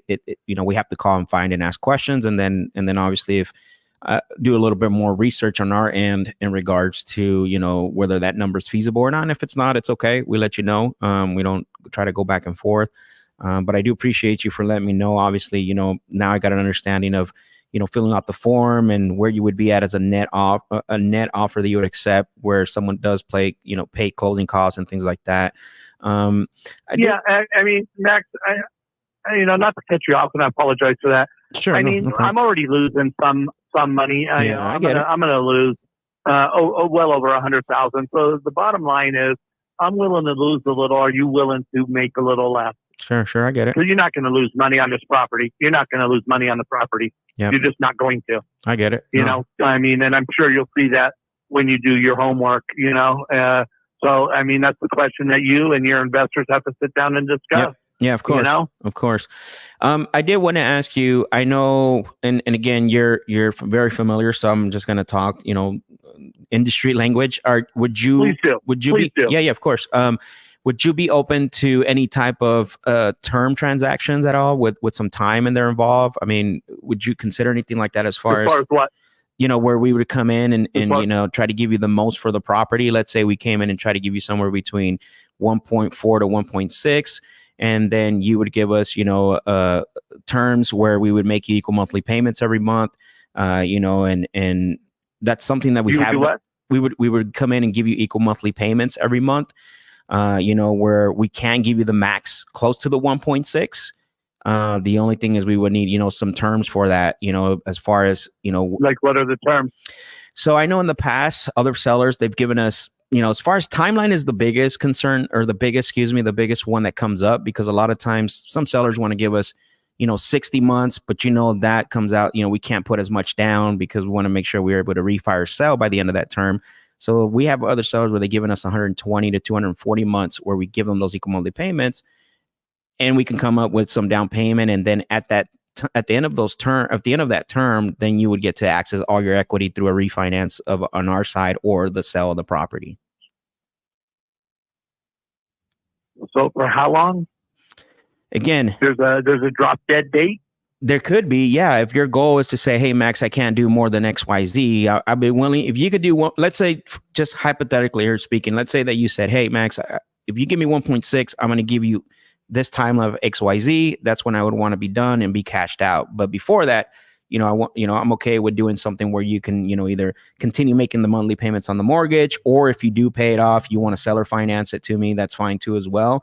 But yeah, the timeline is going to be dependent on what your goal is and how long you're okay with keeping. So I would continue making all the payments myself. No. During this time frame. No, we would. Yeah, we would. So there's two ways to do it, because earlier you mentioned something about paying off the loan and just holding on to it. So if you did that before, let's say we agreed to something, then we would make payments directly to you. If we came in and whose name does it stay in? So, that's a great question, right? There's different ways that we can do it. I mean, typically if it's a straight seller finance deal where the property's paid off, so we would be the owners, the deed gets transferred, but you would be the deed of trust holder, just like you did right now with your bank, right? Your bank has the deed of trust. Yep. They're protected with that, but you're on the deed. You're the owner of the property. That's typically how it goes. Yeah. Okay. And that's on seller finance, non-seller finance, where maybe it stays in my name and you make the payments. Yeah. There's the other option as well, where you leave the mortgage in place, which is called the subject to the existing mortgage. Yeah. Okay. And then I guess my questions would be, you would go in and remodel it? Yeah, I mean, obviously to get it to what it needs to, it doesn't sound like it needs a lot of work, from everything that you told me, except for the little bit that's left. So that would be the goal. Yeah. Again, depends on how high we go. If we go the full, I mean, what are you thinking the value would be if it was completely rehab with everything that needs done? Do you know what it would be at as far as the market value? If I knew that, I'd be a billionaire. You and I both, because you're right. At the end of the day, the market's I can guess with everything that I've looked at and read, and believe me, I do research. My wife hates me. I research everything, and if we're gonna buy a pillow, I research that shit. So, anyways, that being said, the average, what I'm seeing right now is in the second to third quarter of this year, home prices are supposed to raise a minimum of 1% each quarter. And if they drop the interest rate, it might be. If they drop the interest rate, we might see higher than that, because they're getting ready to do 4 interest rate drops this year. I don't know how fast, how soon, but I can tell you, even if they drop half to 1%, it's going to be crazy again. I can tell you that right now. And exactly. And that's what I was going to say next is, I can only speculate what it's actually going to be, but from every indication that I've read and seen and talked to people about, is it's going to be sub 5. It's not going to get down into the 3s. No, we won't see 3s in the high 4s, low 5s. Yeah, absolutely. But that's enough. Everything I'm seeing is high 4s. No, sorry, I didn't mean to cut you off, but I said that's enough to create a frenzy, though. No problem. Okay. Yeah. High 4s, low 5s is what I'm seeing. And with that being said, if I was doing this for the business I had back in California, I would anticipate 1.750 is a good number, and it would fluctuate a little bit up or down from there. But I think with that number in mind, even if it fluctuated down, it's not a losing proposition, and it's just a matter of how much are you willing to make, you know? Yeah. Well, if you're willing to make 100 to 200, correct. Then, maybe it'll work. If you're looking for something where you're going to make, 500,000, then this is probably not the project for you. No, it makes sense. And, Sedona is a beautiful city. Obviously, we're here in Arizona and I love Sedona. And, you can never tell, like, really, who's someone's willing to pay just to live out there. Right. I think, and here's the other thing too, though, is one of the things I know you mentioned earlier, about traveling back and forth and finishing the work. So if we went the route with terms on a deal with terms, I mean, technically I would be responsible for pretty much everything, right? When it comes to the taxes, insurance, all that. So there's no money out of my pocket. No money out of my pocket while you're doing this. And is there a drop dead date? And how long would that be? Is it 1 month, 2 months, 3, 4, 5? What's the drop dead date usually? So again, I wish that sometimes we'd like to keep it as long as possible, right? But we know that never happens. I mean, we can keep absolutely.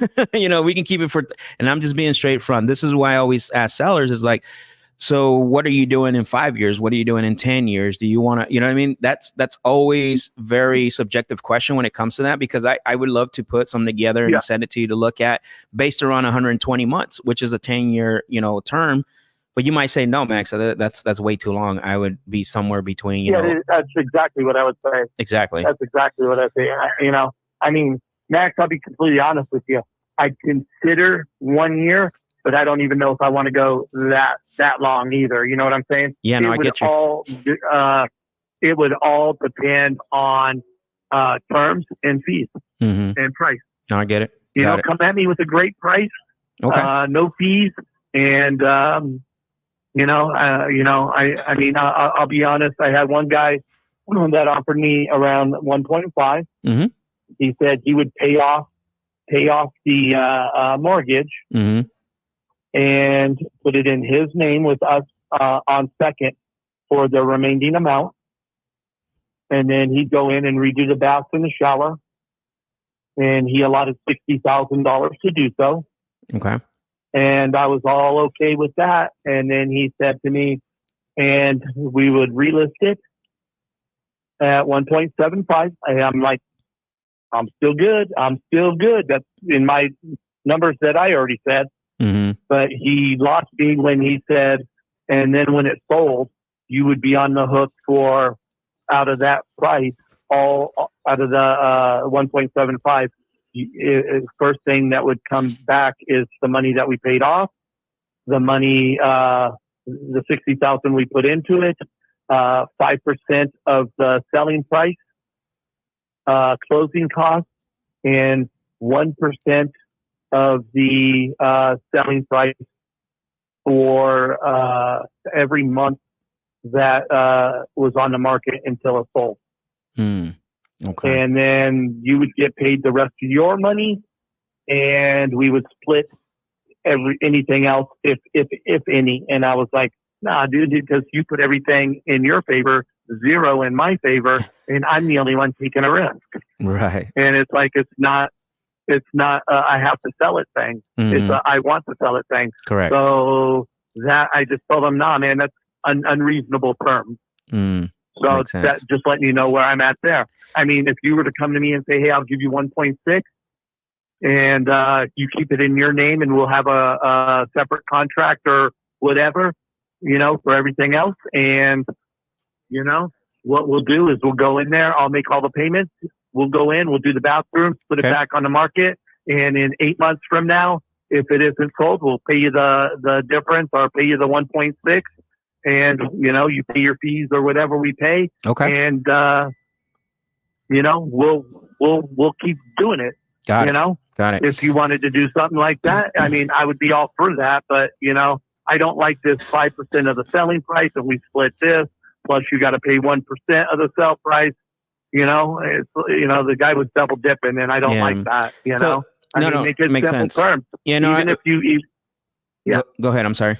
Even if you want to 1.6, and we got an 8-month drop dead date, and out of that, whatever we sell it for, we're going to take our fees and this, that, and the other, but not to go below the 1.6. You never go below the 1.6 or whatever the offer is. He's pitching me on Novation. If you start like going, okay, well, our fees could eat into your 1.6, and it's no longer. I think 1.6 is too high, though. 1.6. No, that makes sense. Because then I might as well just well, it's a lot cleaner, right? No, for sure, and it's a lot cleaner because at the end of the day, it's the goal is for you to net the 1.6, and then whatever happens after above that, that's my situation with obviously having to do the work and then us going to list it. But for the meanwhile, we could do what we call an agreement for sale at the 1.6. That's going to come net to you. You're going to continue making the payments and everything else. We'll finish it off, and then we list it. Let's say I thought you were going to make the payments. Well, not on the 1 year. Not on the 1 year. That's too close. There's no way we would be able to do that. Okay. Yeah.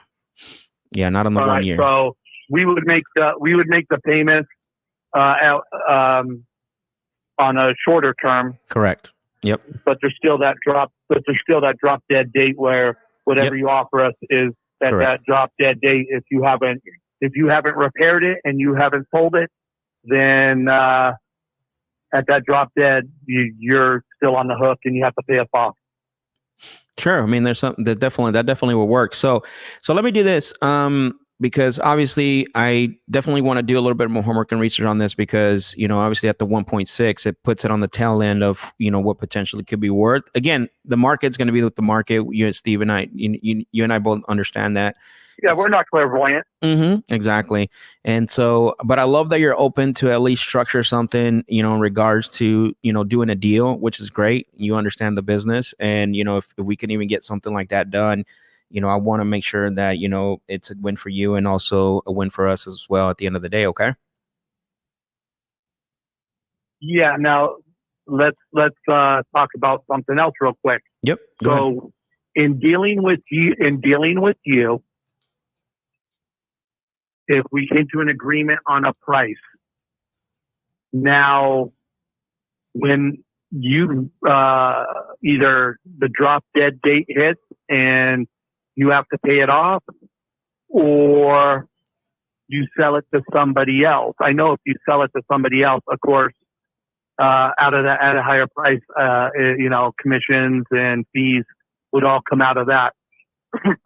But at a drop dead price, do you have your own people that do the fees and the contracts, and there's no fees or commissions that are taken out of that? Yeah, so the owner of the company, he's also a licensed broker as well too.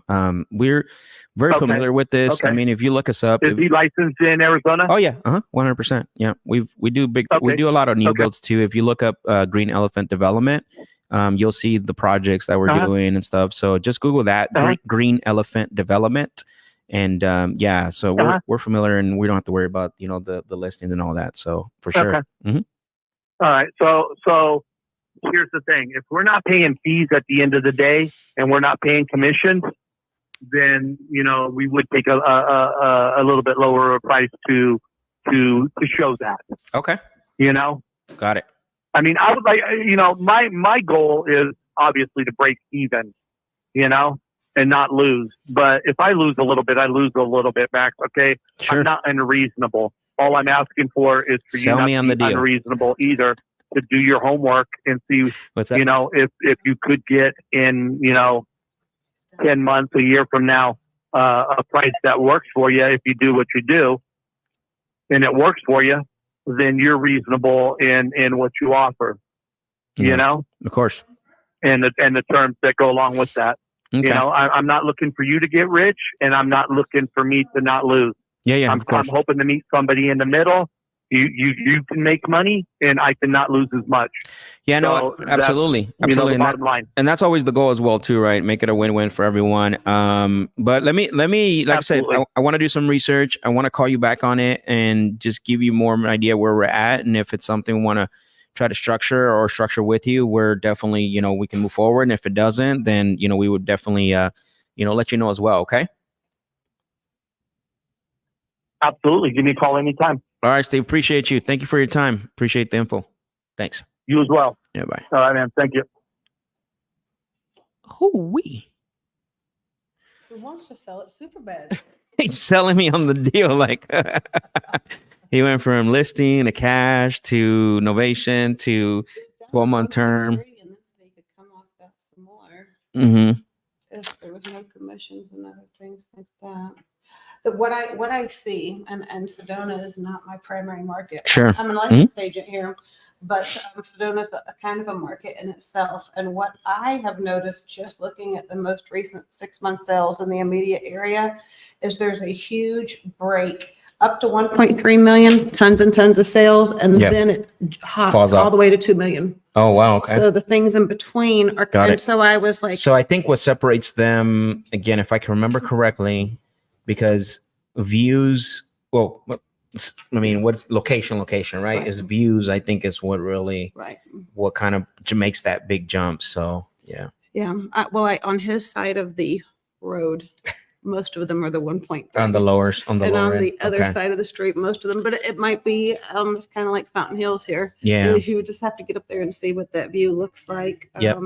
100%. And for those of you that heard me just make that statement, it's like there is in real estate, literally, you've heard location. It really is location. And especially with these types of properties, like one street over can be the difference from 100,000 to 500,000, especially here in Sedona, because you got Sedona is really beautiful.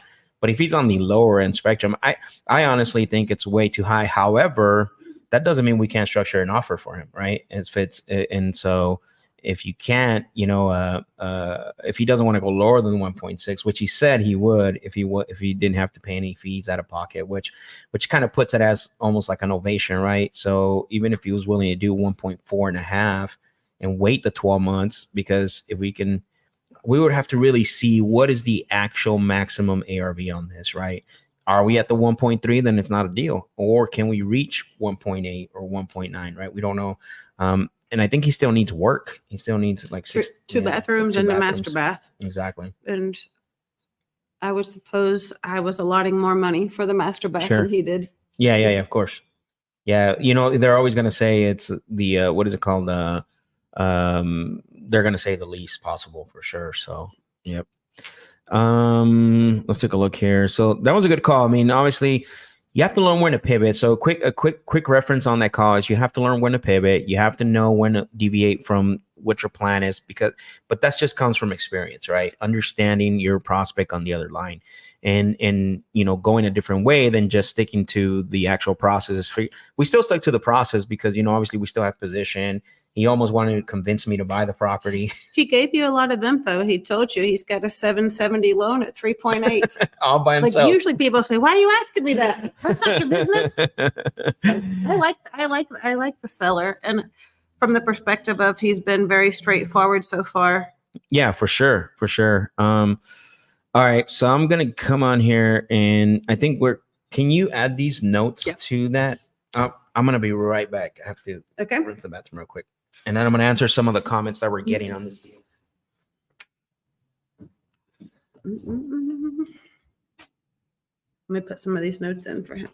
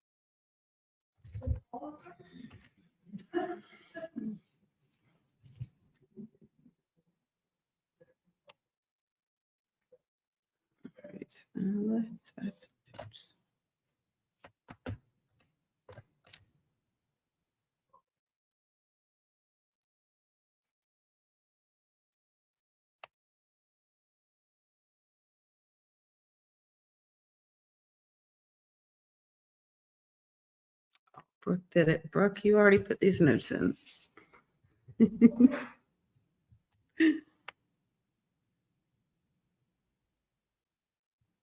Okay.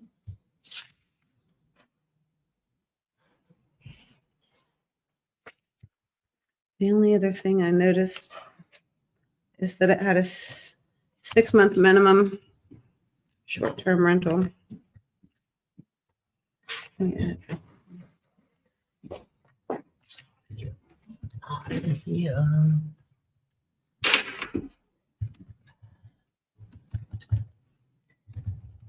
See, let's get back in here. Let's see, who do we got here? Let's see. Sounds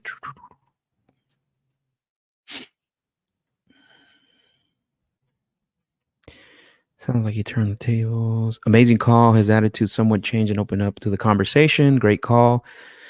He came with a game plan. I mean, he did. I mean, the guy's, it's he knows what he wants. I mean, savvy dude. You know what I mean? So Precious said maybe he should JV. I mean, yeah. I mean, that's kind of what we're trying to do. So do a JV with him. Do this type of innovation with 60K rehab, taking out 6% fees. That would leave 89,000 remaining for him to net 1.6 if he sold at 1.75. That's what we need to know. Like, exactly. Brooke's all in here putting digits and 89,000 will have left over for us. I don't want to pay anything on a 7-figure property. I'm not sure. I don't want to pay anything on a 7-figure property.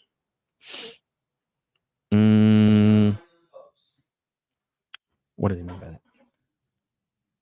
Maybe he was talking about the seller not wanting to pay commissions. Oh, got it. Yeah. Makes sense. Yeah, he's, that's the thing. Yeah, for sure. He is definitely a little delusional on some aspects, but also he says some good. See, he's open to, doing a deal, which, it has to be a deal. We're not gonna, give him everything he wants at the end of the day. Right now, it's a discovery phase, right? Because we don't even know, to be honest with you, if this could even hit the 1.8, which is the most important thing, by the way. Precious Smith says, wow, thanks, Ms. Brooke, for the info. Yep, she's working behind the scenes. This is what you call an educated seller. Yeah, I mean, he's savvy, 100%. The guy is savvy for sure. Nice. It's a drop dead deal, though.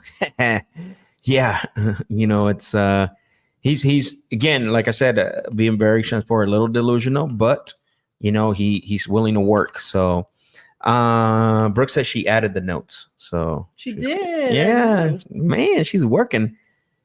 Nancy has a question. The 10K holdback for extra time for the seller or anything that might happen. Do you charge more for places like Los Angeles, Bay Area, California? Yeah. Listen, you can hold back whatever you want. Like if it's a tricky seller, like you can hold back half the funds, right? You can release $10,000. Yeah. Hey, you only need $10,000 to move. Great. So what the title company is going to do, they're going to release you $10,000 to help you move. Once you move out, you're going to get the rest of your cash. So there's no like set amount or set structure or set, amount that needs to be it. Right. So Trina says, is this Monday's live calls? No, Tuesday or Tuesday, right? I'm just kidding, Trina. I was like, wait, what? It is Monday. All right. Let's see if, I think I got a call when I was on the call with him. Let's see if it was Christine real quick. Uh-oh. Christine. Let's see. I think we should dig into if she needs the money to secure a new place or yeah, we're going dig to there and build some confidence.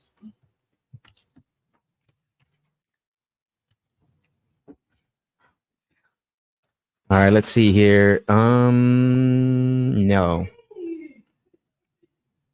Nope. All right, cool. So let's continue. Diamond Monday says after the deal, you would look at him with your eye, like this eye right here, or like I myself. I would recruit him and put him on the team. He would succeed in this game and making deals. Yeah, he would. For sure. For sure. He's savvy. I mean, anyone else, he might have stumped you. He might have stumped some people, right? He was savvy. Most people aren't ready for that. So Drake said, "Go, Brooke." By the way, give Alice some love over here. So clapping hands. You should have seen all the notes she wrote down. Like she's just as good as Brooke. So put a thumbs up. Give her put some fire emojis. She's working hard over here. I would have known any other numbers or anything that I was actually telling the seller. So all right, here we go. Who is next on our list here? Omar. Let's see. Okay, Omar, you're in Levine, huh? Let's go. All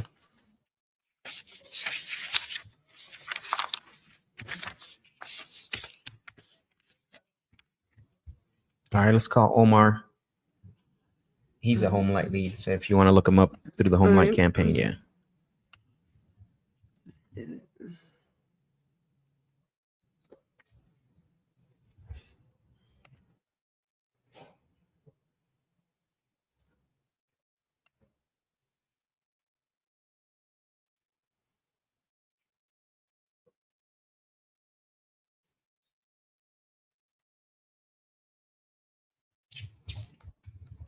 All right, let's see here.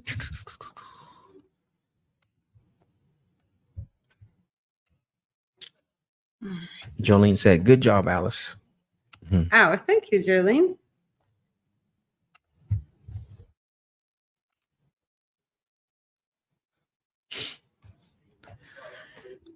See if Omar picks up.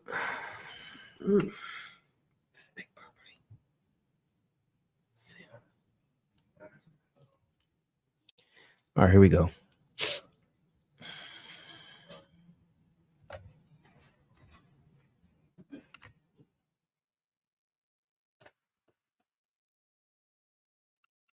Nice.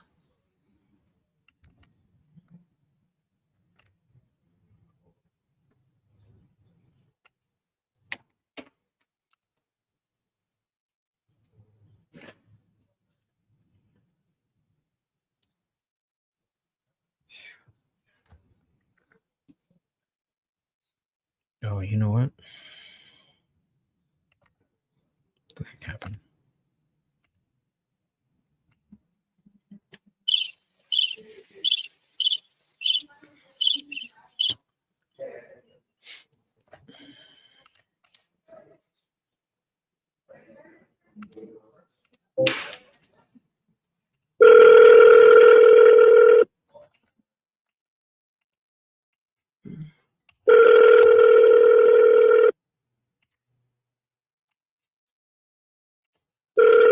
For more Assyria. I'm sorry, I can't take your call right now. Please leave a message and I'll get back to you as soon as I can. Thank you. Hello, Omar. It's Max. I was calling about West Cheyenne Drive because. All right, so we're gonna do the cliffhanger voicemail. For those of you that are joining us new, that's the cliffhanger voicemail. And if you don't know why we do that, you might want to go back and watch some of the other ones that we that we've done. We basically don't leave detailed voicemails because again, want to make sure that they call us back. We got to create curiosity, excuse me. So that's why we do the cliffhanger voicemail. So all right. Let's see.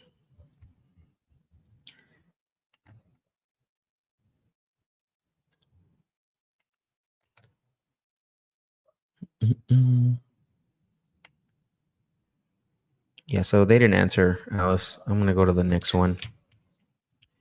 I think it's April is her name. Okay. Let's see.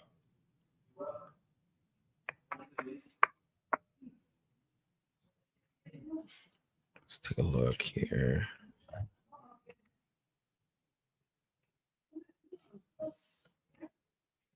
Oops. What did I do? Dang it. Okay, there it is. All right.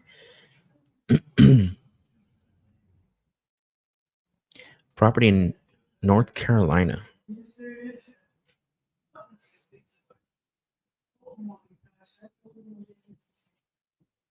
April. All right, here we go.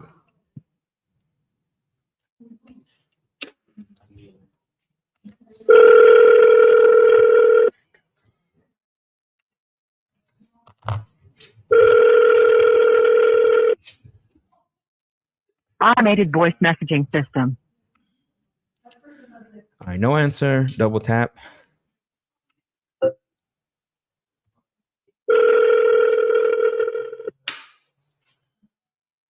It's an automated voice messaging system. 70424240116 is not available. The mailbox is full and cannot accept any messages at this time. Oh, great. Goodbye. Yeah, we're gonna shoot her. Well, actually, she's already getting text from us through the sequence. So let me see here. Yep, the sequence is running right now.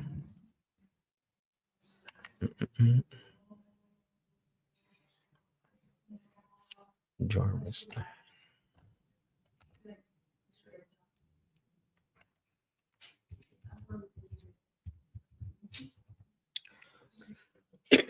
Okay, this guy answered today. Sounds great. So I want to call it. Is that a real name? Can we look up to see in a prop stream? See if that's his name. Doc Johnny.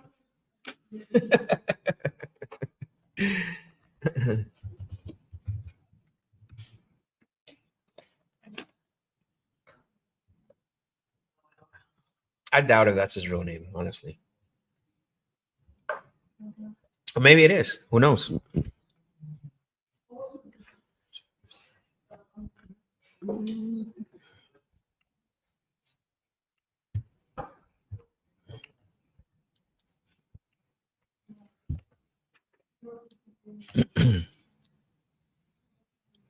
You need the address?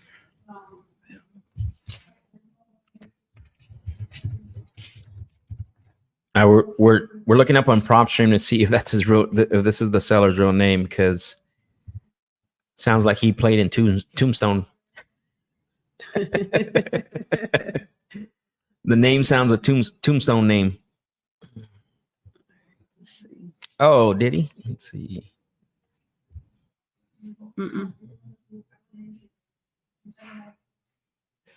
Oh wait, yeah. No. What do you have? I have this right here. Okay. Maybe he's I don't even have the city coming up. Interesting.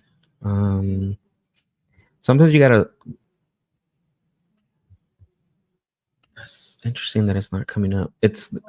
Oh wait, the city's not on here. 767.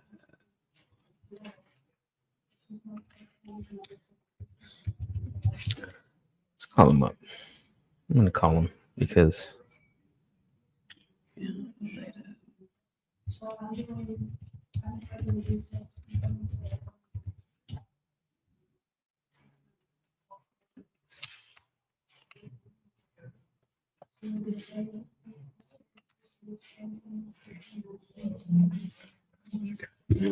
Did you? Okay. Should I call him Doc?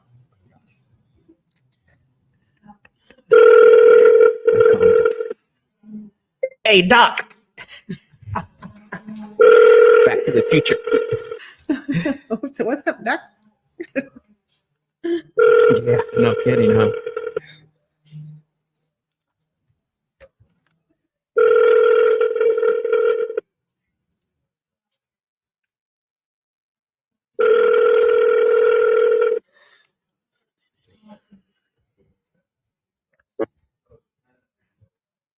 We're gonna redial because no pickup. We're gonna double tap.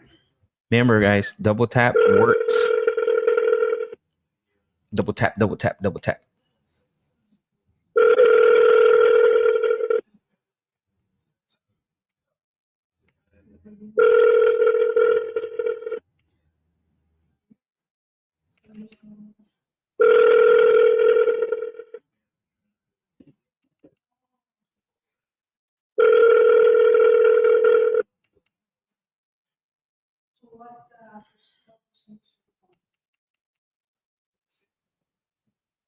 All right, so hung up, no answer, and we weren't able to leave voicemail. So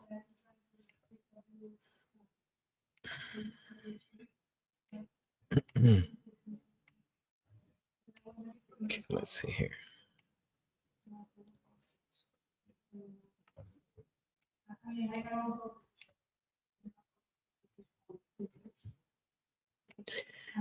All right, we're gonna pause here for a little bit. We're gonna blast the property to one of our buyers.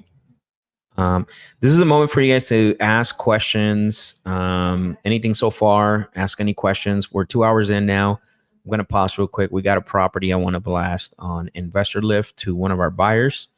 So let me see here. It's already in Investor Lift real quick.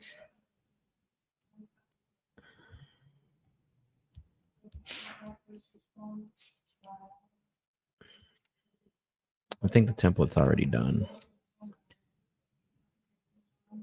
Let's see.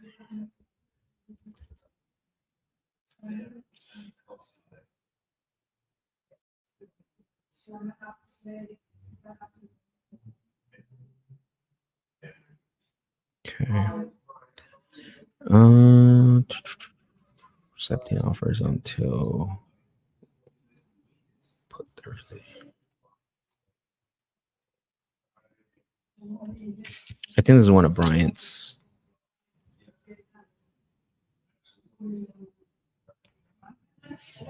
The McCormick Ranch. Is he asking you to bless that? Why? He and I had talked, and that the asking price is ARV. Mm. So he told me not to push it. Well, he The sent other an day. email right now here. Blast vacant on a lockbox. Right, this is the address. From Thursday. Today. Okay. Somebody bought it and got in over their head Mm-hmm. on the flip. Yep, exactly. Yeah, So that now, happens. now they want out. So let me see what this looks like. Yeah, I think it's gonna be tough, Alex. We're gonna change him as the acquisition. Glad I looked at that. And we need to put pictures. We need to put the link for Zillow on here because I don't know how that's gonna work, especially with it being listed already. This one's gonna be tough. I don't think we're gonna get much what is it called? Bites on it, honestly.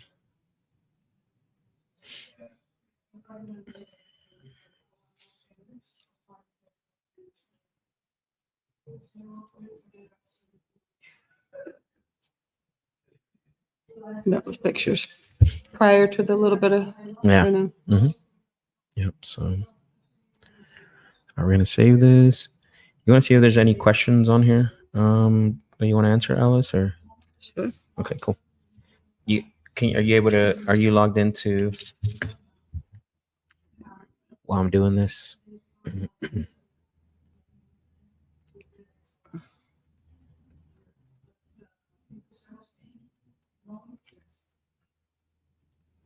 All right, let's preview the deal. I can answer some of these. Okay, cool. So, hi, Brooke. Brooke's all in the It's chat. there. All right. Steven says, are these PPC leads, which would be pay-per-click? These are an assorted leads. Most of them are coming in from students looking to do JV deals on Send Us the Deals. Some of these are coming through some other sources as well. I wouldn't say pay per lead. We have used a number of companies.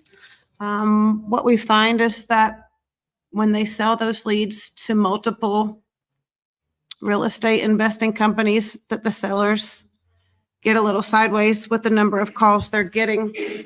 So most of these are not pay-per-click in the way that you would think about them. So the Nancy says, does the LLC have more classes on auctions or how you would structure those deals? So when it comes to auctions, most of them across the United States need to have funds available within a very short time frame. And you're not allowed or not able to assign a property that you've contracted at auction prior to closing.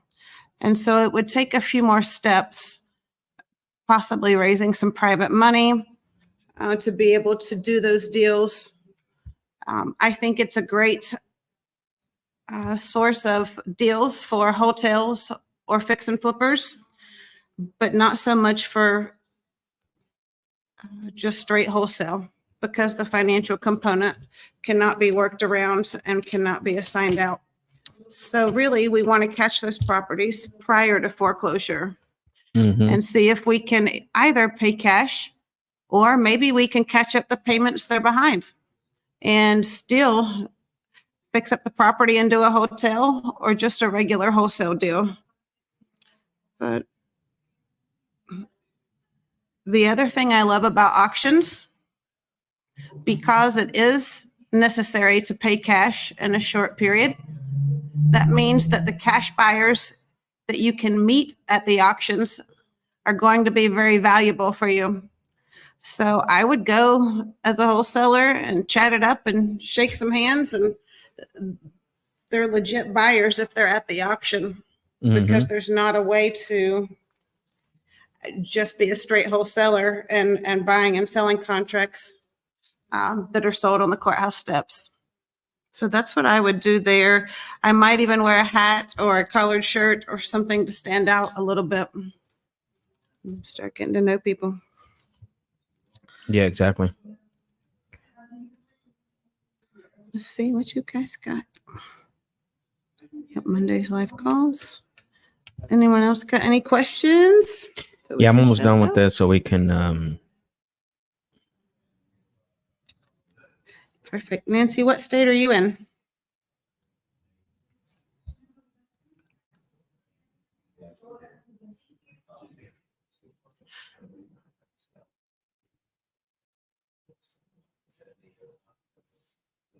See everybody. I'm going to take a 2-second break, Yeah, and go I'll ahead. be right back as well. Cool. All right, everyone. What I'm doing right now is I'm actually getting ready to send a deal out that we had in our pipeline because we've had, let's see here. Let me send this out. Let's take a look here. All right, so we got 3,000. Okay, perfect. I'm gonna narrow this down. Let's go. All right, here we go. Just getting ready to send it out. We're blasting out. So again, if you have a deal that you want us to help you move, send it to sendusthedeals.com. I want to help you to move this deal, any deals that you got, so that way we can help you get it sold. I mean, that's one of the biggest things, right? Because a lot of us are out there contracting. And so what tends to happen is that on the sell side, that's always the second challenge, right? The first challenge is generating a prospect. The second challenge is getting it under contract. But and then I always say you make your money when you contract, but you don't get paid until it's sold and funded, right? So we have to find buyers now. Let's see here. So that's what I'm doing right now. I am basically getting ready to blast a deal on our platform for those that that are looking to buy a deal, honestly. So let's go ahead and continue. All right, let's see. Perfect. All right, just did it now. So let's go ahead and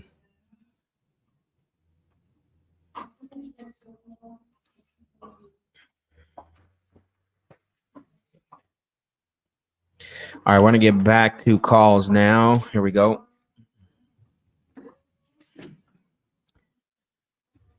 All right, right, don't go too far. I know. I was like, oh, no. All right, let's see. Let's take a look here.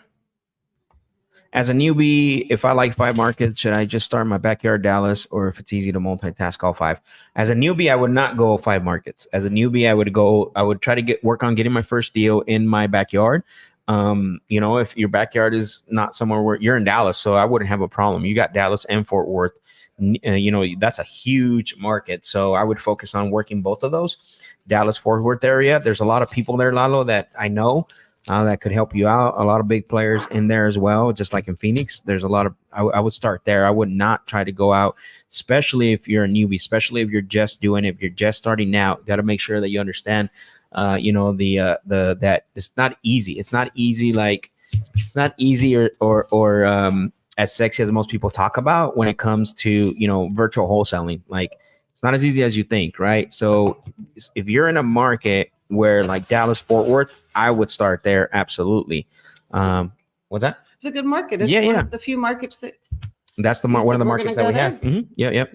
We're in San Antonio and Dallas, Fort Worth. So if you have, I would start there, get some deals there, get some leads going, submit them to us for us to call here live on the show. Submit us to us if you want us to help you move it. But let's do it. All right. Back to our regular program. What are they? regularly scheduled, back to our regular. back to our regular schedule program. Let's see. Let's try to get a hold of some sellers. Let's see who we got here next. David. All right, let's call David. Let's see. Looks like Brookie tried to call, but no answer.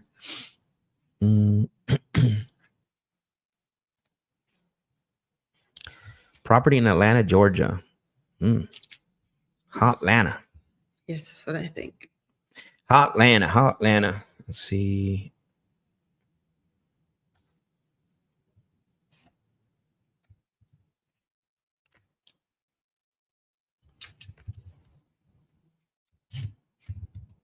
Okay, let's see. Actually, before I make the call, I'm going to text Christine really quick, because I think it's time.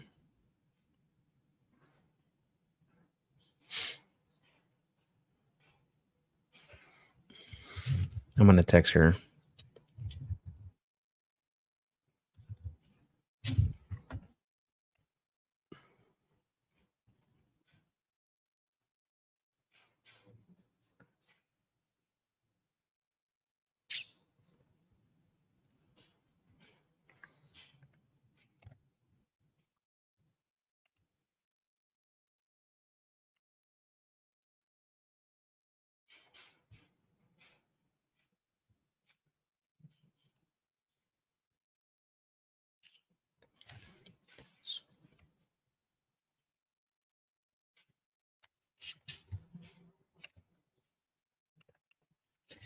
Here we go.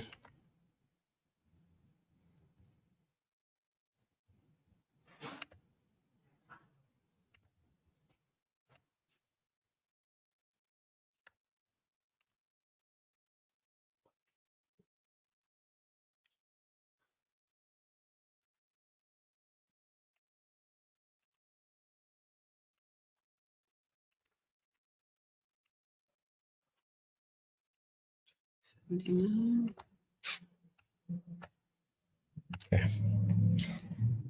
Air.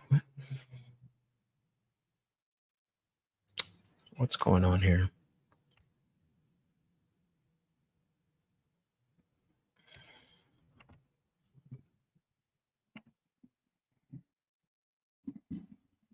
It's not sending out. Interesting. Okay.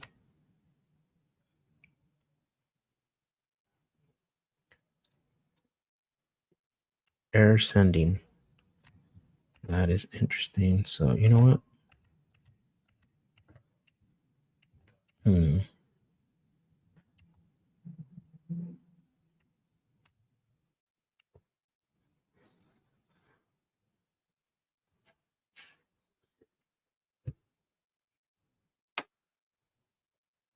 Okay. Almost there.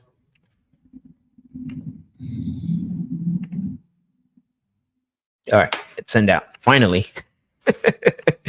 What is happening right now? Resistance, because we're about to get a deal. Let's go. I love that attitude. Yeah. All right, here we go. Back to dialing. So who is this? David. See if Mr. David picks up. David in Hotlanta. It's a super hot area. So what? Super hot area. Okay. Perfect. That's what we want.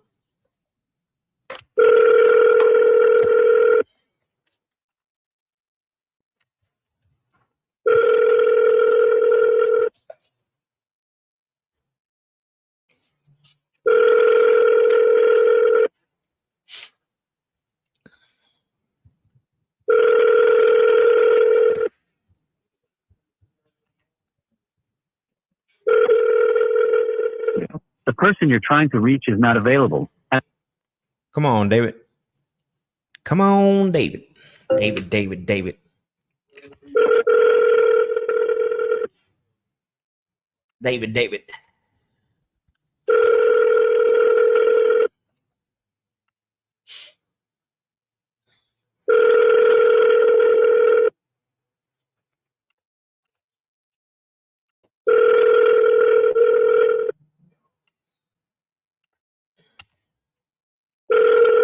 To an automatic voice message system. Sheesh. 4. We're going to triple tap David.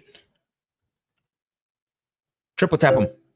Mhm. He's going to be like, what's going on?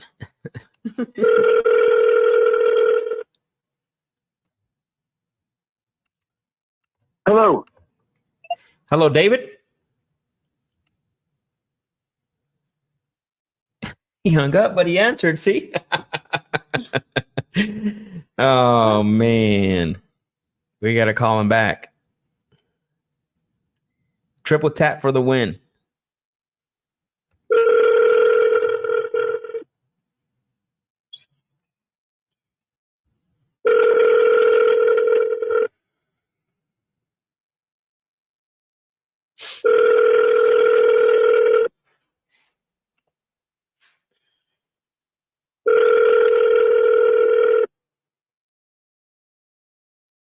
Voicemail. The person you're trying to reach is not available. At the tone, please record your message.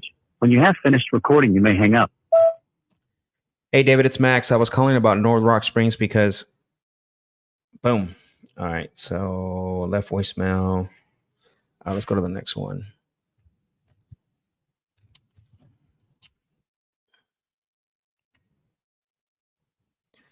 So it looks like Brooke. I don't know if she spoke to him or not. Benson, Arizona. Is there activity there? Brooke says there's not. We can move something there. Okay. So super rural. So you're outside of Tucson. Right. Maybe Tucson buyers. How far is it from Tucson again? 30-ish, right? It's not much further than that. Man, let's go.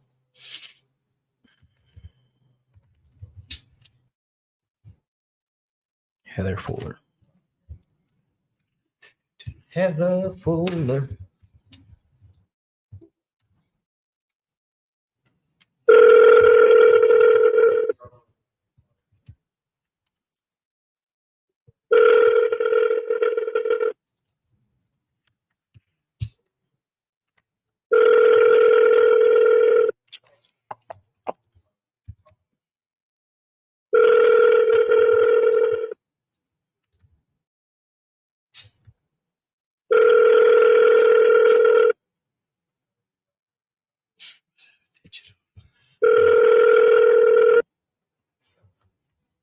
All right, we're gonna double tap. Doom, doom, doom. Doom, doom, doom. I see. They've got an extra digit in that house number. I think. Oh, do they? Yeah, it looks like it. Oh, What is I that extra did. digit? Okay.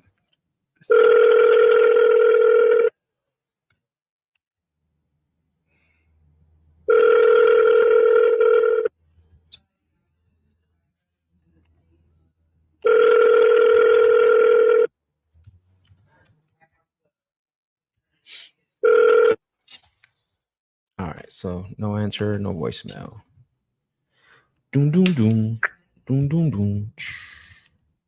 I'm gonna put her on the sequence. I could not reach the seller. All right, we're gonna do place on a follow-up sequence. Can't reach seller.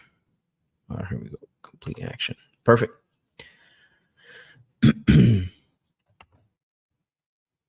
Ron, he's in Dallas. Let's go, Ron. Lalo, make sure that you connect with Ron so that way you can you guys can start doing some deals together. So there it is. Collaborate. Let's go. I love it.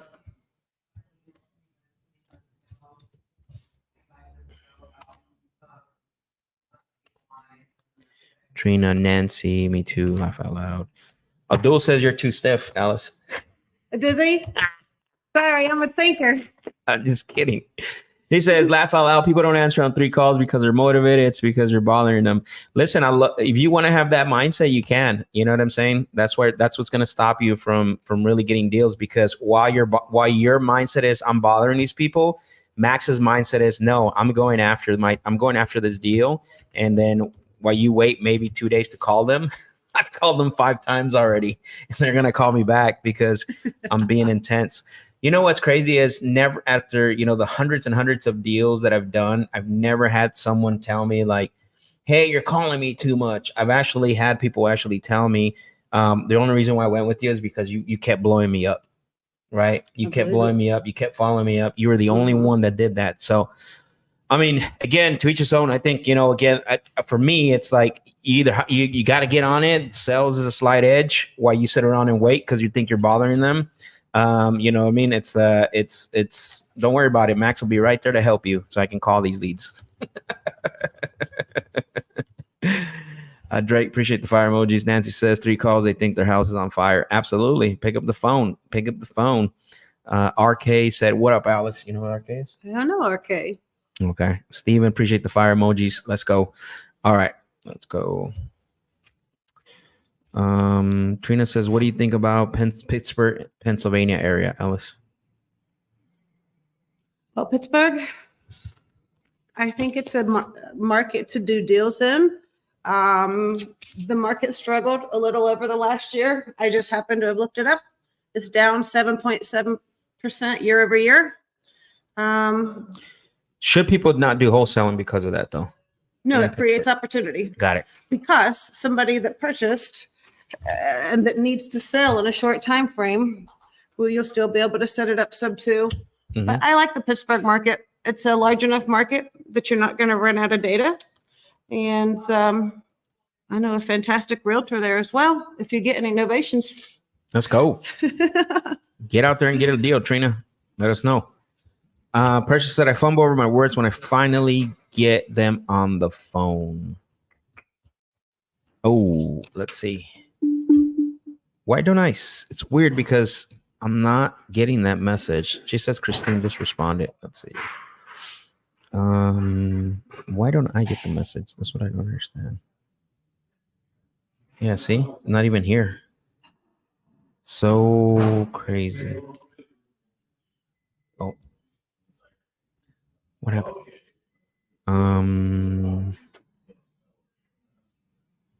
Calling news.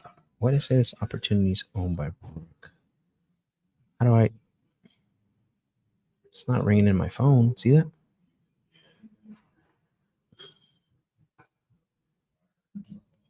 Oops.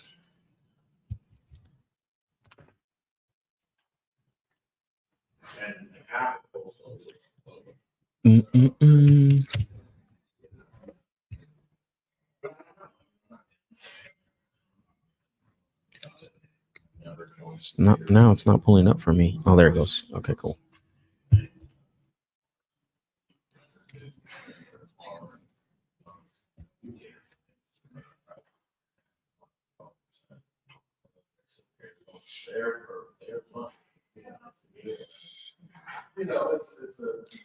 All right.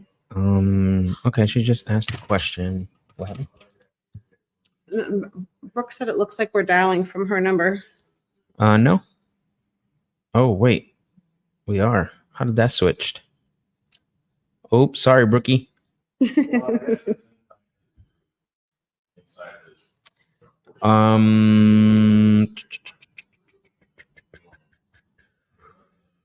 Yeah, we are. I don't even know how that happened. Let me switch this. All right, let me call her back. Let's see.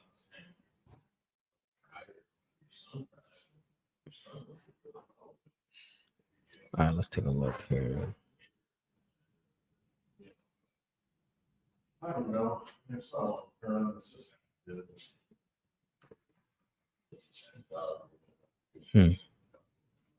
I like the Pittsburgh market. Mm-hmm. I hope she does find some deals there. As I was calling some buyers for another deal we have, Mm-hmm. They have purchased a couple hundred in the last 2 years. Oh, wow, So nice. bring us some deals for them. Yes, please do.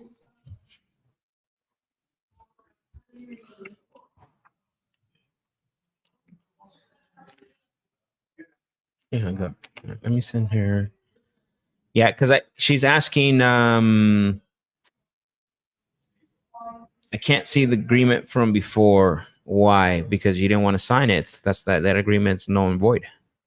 When you say you didn't want to sign it, so let me take a look real quick. See what's going on. Let's see. I'm gonna look it up real quick because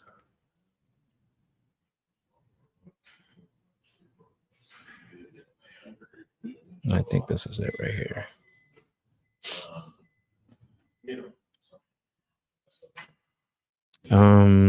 Yeah, so because it's expired. All right, I'm gonna send her a message. I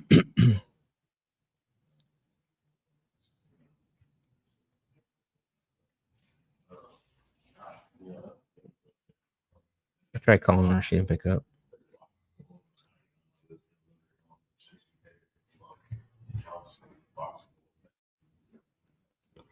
All right, let's see. All right, cool.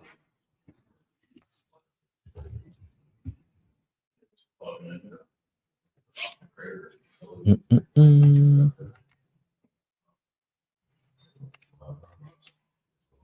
Yeah, I don't know why that switched, Brooke. I have no idea. She says on the other calls that I've been on have been under her number, but not Christine's. That's weird.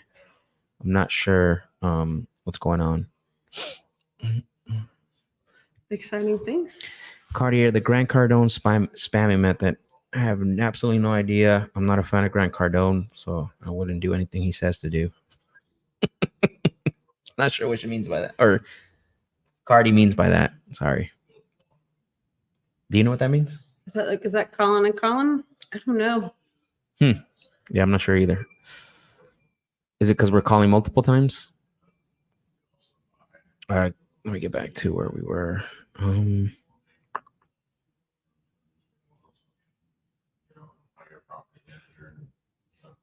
See if she responded. You can't see it because the offer expired. Okay, not yet. I want to leave that open just in case. Okay.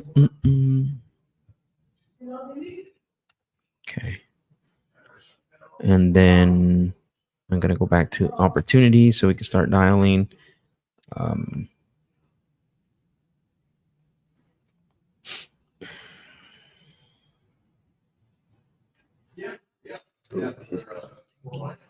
Oh, is that her? SMRT phone audio. Hello, this is Max. Christine, can you hear me? Say that again. You can hear me? Yep, I can hear you now. Hello? Hello, can you hear me now? Yeah, can you hear me? Yep, loud and clear. What's going on, Christine? All right. So I just spoke with the guy, and his offer's 42. Mm-hmm. And I know you said that you can't come up to that. But his offer also is, his offer's more but we would have to sell the property. We would have to show the property. I have 6 pit bulls. Oh, It's wow. kind of not feasible. Yeah, so it's kind of hard to do. Yeah. So I'm going to go ahead and go with the offer of 135K. Okay. Got and it. we can, if you could send that over to me, Okay. I'm going to take a look over it again, and we can get started on this. Got it. So the only detail that I need before I get it over to my underwriting team is how many days were you wanting to stay after we closed escrow? After we close, so say we closed what, today, right? Yeah, for sure. Okay, we closed today. Okay, so I need 10, 15 days at the most. Okay. So then what I'll do is, just to be on the safe side, we'll do a post possession. That's the term of 15 calendar days. If you get out sooner, that's Okay. fine. If you get out, say, in 7 days or 10 days, it doesn't matter, but at least you get that 15-day buffer. And then Right. Once you leave the property, then the $10,000 that are in escrow, not with us, they'll get released to you. Okay. Okay. Perfect. Then I'll have my transaction coordinator, Gina. She's going to send you the paperwork with the new terms. So I just want to repeat this just to make sure. So 135,000 net to you.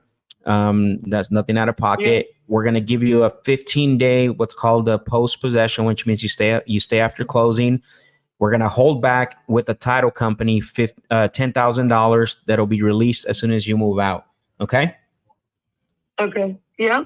Okay, Sounds perfect. great. So give me here in about 15, 30 minutes. And the other, so what is 100, at 135,000, you're holding back 10,000. So 125,000 will be released Correct. upon signing over, correct? Correct. Yep. You're exactly right. Exactly right. If I get it done today, it'll be done today. Yeah. I mean, obviously we want to make sure, Okay. yeah. We got to have it signed today. So that way my underwriting team and my transaction coordinator can start working on it. So the All sooner. right, get it written up. Okay. Sounds good. Appreciate it. Thank you. All right, then. Yeah. Bye. Let's go. Got it. Gotta work it. You see what I'm saying? So last week, again, I think our MAO was 135. I wish, I always wanted deeper, but from the numbers that Brooke wrote, 135 was our MAO on it. We hit her low too. We were like at 90, like 100. But all right. So then what I got to do is I got to get this move. Let's see. No, Brooke, she thinks she's going to sign today. That's what she was saying, Brooke. I already made it clear that she's not getting her money till 30 days on the previous call. So no, she's not think she's getting her money today. She needs to get it done today. Like that's the timeline we're looking for her to sign in order to start this. We can't wait any more days for her to sign. So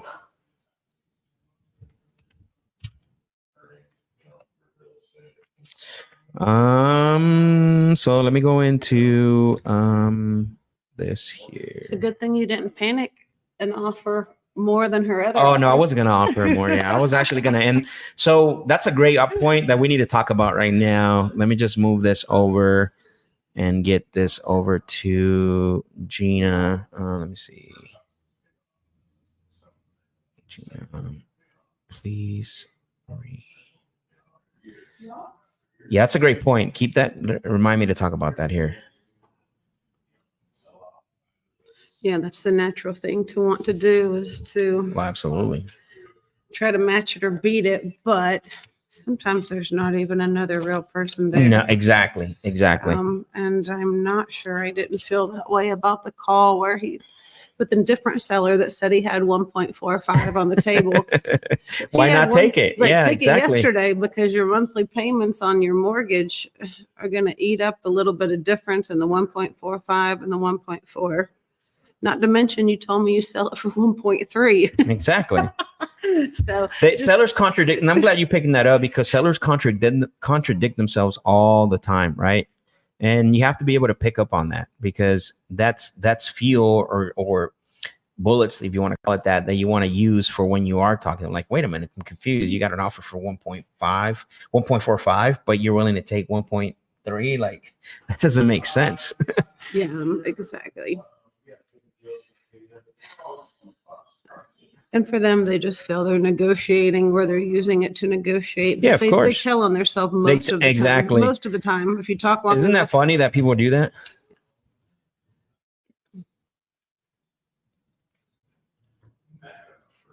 Is there any questions on the line? Let's see. Mm-hmm.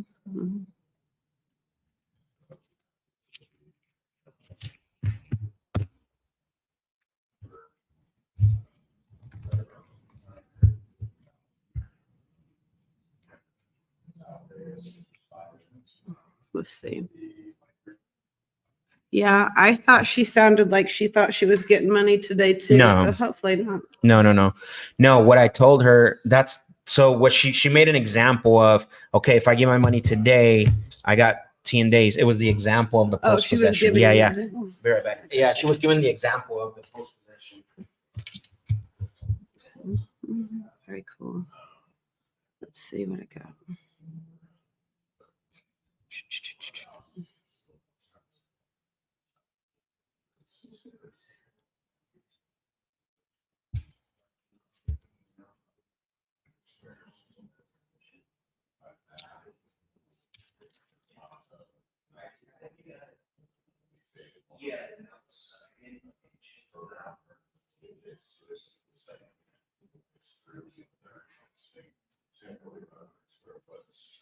All right. Let's see if I can find you guys. Yeah, it's nothing changed to the offer.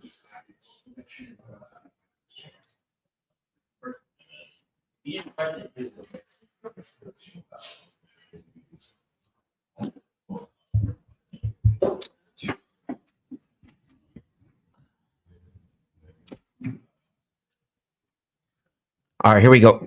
Where are we at here? Perfect. All right, here we go. I want to address some of these questions here. All right. Does Alice have a following? I'm not sure what that means. Do you have like an Instagram, maybe? I do. Oh, Yeah. got it. I should prioritize it somewhat more. You should, but yes. Yes, a deal. Right, that's right. Question. Has anyone called you back? I've heard you leave the message a lot and hung up. Why not add? I want to make an offer on the property. Ron, we talked about this. So why, if I left a message like that, why would people need to call me back? We want to create curiosity, like what's going on with the property, right? People have called back, but a lot of times I'm on the call. A lot of times the numbers are being, depending on who has the lead, it's being routed to like Brooke. So they are calling back. So we're getting about average, from all the voicemail, we're getting about 3 to 5 callbacks.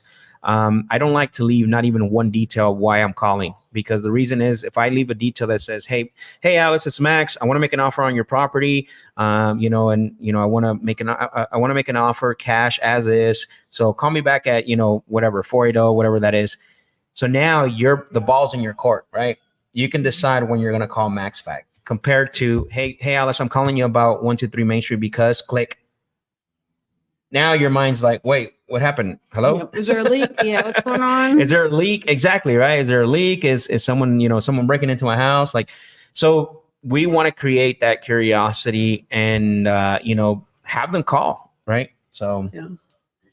Let's see here. She thinks I already talked about that.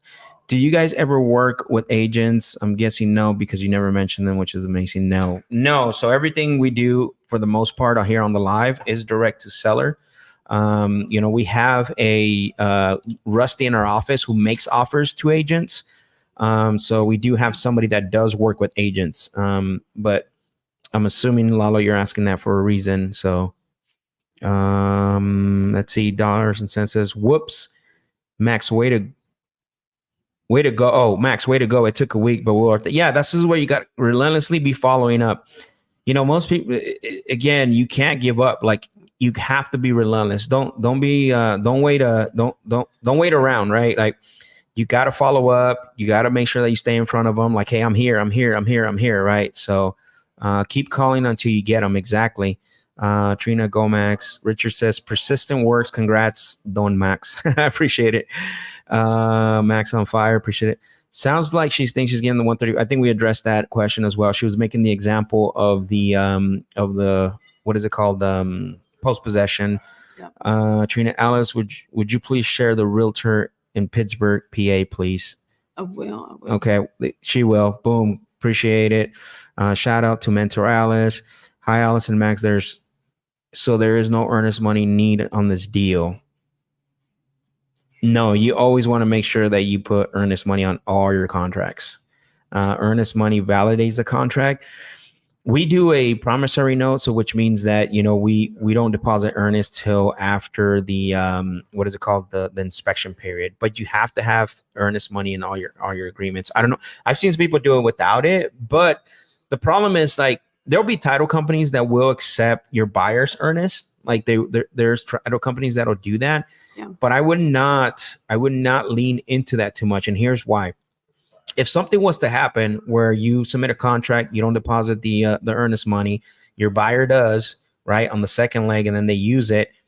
If something was to happen where the seller wants to back out, or you have to get use legal or whatever the case may be, if you don't have earnest money on your agreement, most likely than not, your agreement's not really valid in the eyes of a judge or in the eyes of somebody, right? Yeah. Title companies will tell you too, which is even funny. Like title companies will say, "Hey, we're okay. We could do that. We'll use the buyer's funds, for the EMD." Yeah. But when it's time to, when things go down and it's time to get down to the real deal, like the title company be like, "Hey, you didn't deposit the earnest." They'll throw their hands up and they'll wash their hands. I mean, you want to elaborate on your experience with that or your expertise? Well, I know that I've talked to an attorney about it because so many people said, is it required? Mm-hmm. But I can tell you that there was a real estate scam going on in Atlanta about 2 years ago. Mm-hmm. And there were some investors that were finding deals wherever you're marketing them, Facebook. They were calling the title company that you noted your closing with and asking if the earnest money was in for that file or that file was in. When the title company told them no, they were contacting the seller directly and saying, this home buyer is not legit. I just talked to the title company. There's no earnest money in. We'll put earnest money in right now if you want to do the deal with us. Wow. And so they had turned somebody I know, a couple of their deals upside down just by stirring up problems. So I think it's just a positive for the seller. I asked Ty to reach out and let the seller know the earnest money's been deposited because I think it builds confidence.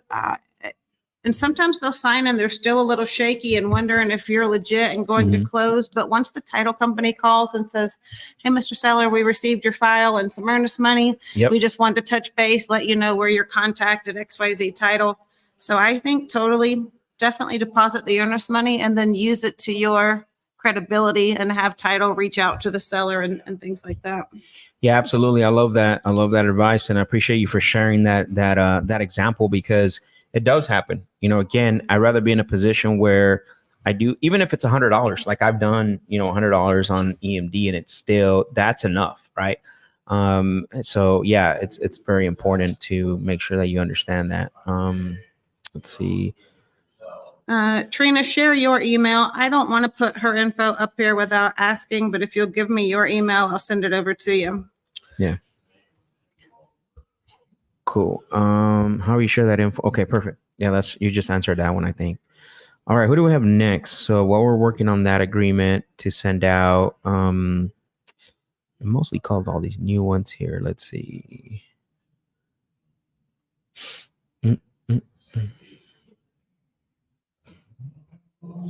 So let me do this. Go back to files. Let's call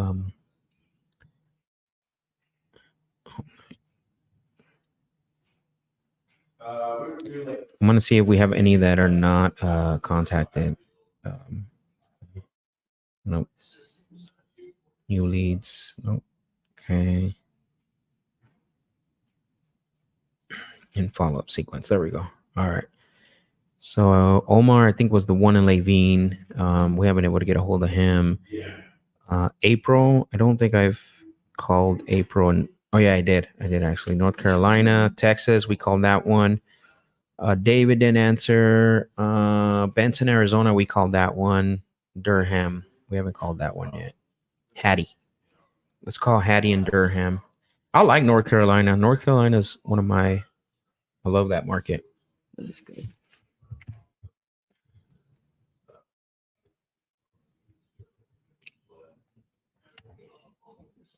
All right, let's see.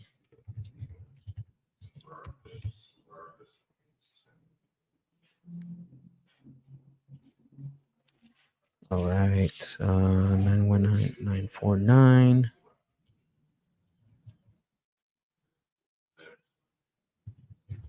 That is interesting that I can't find her on my. Oops.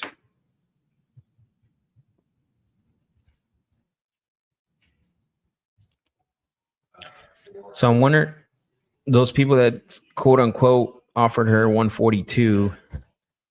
Again, oh, that's right. And before I start, I reminded myself about that. So when you have a seller like the one I just had right now, right? She says she was having somebody go over there, somebody that offered her 140, 142 over the phone, which always, you know what I mean? It's like, you got to be careful with that, right? Because at the end of the day, we don't know if that's true or not. Supposedly he was there when I called her, walking the property. But let's say it's true, right? Let's say it's true, and they do offer the 142. And now, let's say her next question was going to be, can you do the 142, right? But how would some of you handle that? Like, I want to see in the chat right now, those are you. It doesn't matter if you're new. It doesn't matter if you've done a deal. How would you handle if she would have said, what would you, could you do the 142? I want to see, and I want to get an idea of who is prepared. And there's no right or wrong answer here, by the way. Okay. Because that's a, I call that a Russian roulette. Like, that can go anyway. Doesn't matter what you say. But I mean, it does matter what you say because it'll position you a little bit different. But I want to know in the chat, what would you have done if she would have said, hey, could you do 142? If you do 142, like they're offering, I would move forward with you. So I want to see in the chat, what would you say and what would you do if you were in that position? If she was to put you in that position, that if let's say she would have said, let's do the 142. And so, okay, Jolene, perfect. Appreciate the answer. I'm going to show the answers right now on the screen, but I want to know, come on, there's got to be more people than Jolene. So, who else? What would you say if she would have said, hey, you know what? If you can do the 142, I would move forward to you. Can you do the 142? Let's say she would ask me that. Here we go. All right, Jolene, I'm going to start you. She said, I would do the 142 if you signed today. Woo, man, that's fast. All right. Got it. Thank you, Coach Alice. Wow. Says Jolene Hopkins, if not, I would move on. Okay, I appreciate it. Precious, let's see your answer. I would have asked, what was the terms of them giving them the price so we can negotiate? Okay, I like that. I mean, again, there's no right or wrong answer here, but definitely, I love that. Derek, my guy Derek Watts says, I'm not sure. I would have to run that by my underwriting team. Hey, yay. I love that answer so far. Higher authority. Yeah, a higher authority. Exactly. I love that. Nancy said, if they are a better fit for you, then go ahead, go with them. I'm sure. If they're a better fit for you, then go ahead, go with them. I'm offering a sure bet right now. Okay. I like that. Let's see. Richard says, my MAO was 135. That's it. Otherwise, why would I create an MAO? Okay. So, a lot of these answers, there's no right or wrong answers, but there's answers that I'm seeing in here. Like, for example, you don't want to be too quick to pull the trigger. Okay, I'll give you the 142, right? If you sign today. What happens if you do that? Then that means tomorrow thay're going to say, exactly. Actually, I talked to my husband and he wants 145. Exactly. So let me give you an example of that, a visual example of that. You have a rope, right? They have a rope, right? So guess what? As soon as you say, like, all right, if I give you the 142, will you sign today? Somehow, some way, magically, the rope ends up getting more length, right? And they're saying they're going to come back. What are they going to want next after that? The second one is, don't get into don't get into a battle with them, right? Hey, that's my number. That's it. And if take it or leave it. If not, that's it. Like we're not doing any deal here. So I love the higher authority. That's always a good default. Like, look, I don't know if we can do the 142. Honestly, we pushed this thing hard, but it doesn't hurt to ask. Because I like you, I want Exactly. to work with you. But Exactly, because I feel like you're comfortable with me, and I feel like there's trust in this conversation. Yeah. However, here's where I would tie down the commitment. Yes. This is what I would do. Is I would say, look, I don't know. Let me talk to my underwriting team. If they can do the 142. I know I push and I fought for the 135. If I go to my underwriting team and they can't do the 142, what would happen next? And I'm going to put the ball back in her court so she can tell me she's going to walk away from the 135, right? I'm going to go talk to my underwriting team. I don't know if I can do the 142, but I am going to go talk to them because, obviously they're the ones that are going to determine whether they want to do this or not up to 142. However, though, is I want to know where you and I are at. If they can't do the 142, what happens next? Right. So all I'm doing is I'm looping it and I'm giving it back and I'm putting it back in the court of the seller, because now she's got to think, am I ready to walk away from the 135? You know what I mean? Because they're not going to be able to do the 142. You see the position and the leverage that you still have. That's where you want to be. That's where you want to be. Right. What is she going to say? She's going to walk away from 135. Well, if you can't do the 142, she already told me, right? Like, hey, they want to do showings. I got a bunch of pit bulls. I can't do that. All this stuff, right? So again, understanding that, using the higher authority to your advantage, and then tying them down to the commitment that if you can't get the 142, that they're ready to move to the 135, right? It's always good to know that, understand that you don't want to be too fast to the trigger because you've made it too easy. You don't want to argue with them. You don't want to go back and forth. Well, no, that's my offer. You got to take it or not. Like, you want to bring them in as like, hey, let's work together. I don't know. I can check with my underwriting team. We've been working at this pretty far. We build trust. However, I want to let you know there's a possibility that they're not going to do it. But you've positioned yourself as being on their team. We'll see what they're going to do. Exactly. Let's just work through it, but let's see what they say, and then we will figure it out. And that's the reason you want that higher authority. Exactly. I've heard some people say, I don't want someone to think I'm not the decision maker. I don't want someone to think I'm the peon. But that really is what we want them to feel, is that you're not the ultimate decision maker. You're just gathering all the information so your company can make an educated decision. Exactly. And you know what's crazy is, I think the problem with that, and I know where you're coming from on that, because there are people that say, well, I don't like to say, I got to check with my partner, my underwriting team, because they don't establish it early. That makes sense. So if you notice early in the call, I'm establishing that in the first in the intro. I'm like, look, I'm calling you because, we got the notes. Obviously, the notes don't always tell the whole story. What I like to do is just follow through on that information, and then give that information to my underwriting team to see if they qualify the property for an offer. I am establishing that from the beginning. I am a data gatherer. I am just gathering information. And then at the end of the day, they're going to make the offer, right?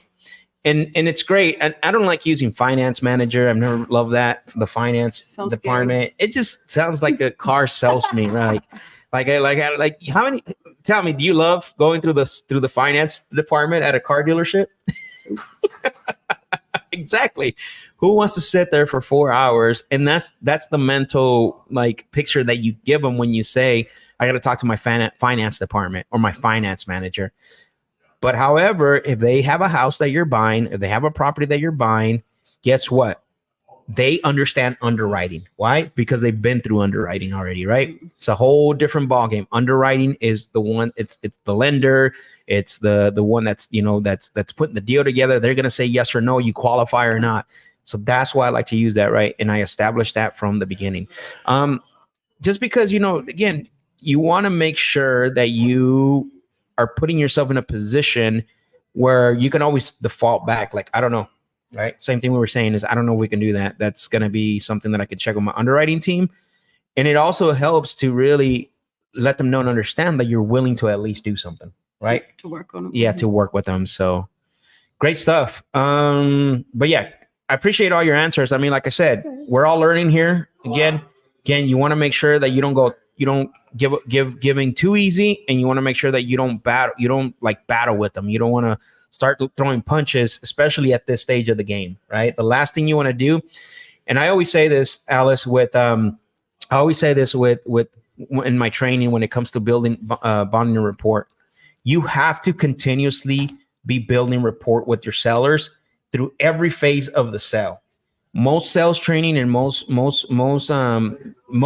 just sales in general has, you ever see the scripts and it says rapport and then they forget about it? Yeah.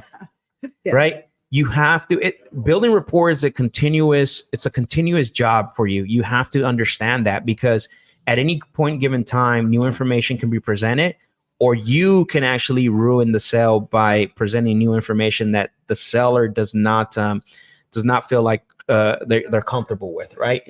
Yeah. So building rapport is a continuous thing, even up to the point where we were just talking about, right? Like, I have to continue building that rapport with her. I have to let her know, like, hey, I don't know if I can do that, but listen, let me check with my underwriting team. I mean, they might be flexible. I don't know. Let me check with them. However, if they say no, what happens next if they do say no, that they can't do the 142 and they're pretty much at the 135? Sounds a lot better than you just saying no. Exactly. At least you tried. Yeah, and then they got to answer that, right? They either got to tell me, well, 130, it's 142 or nothing, and now I know, right? Or you know what, I get it. Just try, and if not, we're gonna go with the 135, whatever the case may be. So, cool. All right, let's see. We call Hattie. I don't think Hattie answered, I believe, or I think we were gonna call Hattie. Let me check. Yeah, we were gonna call Hattie.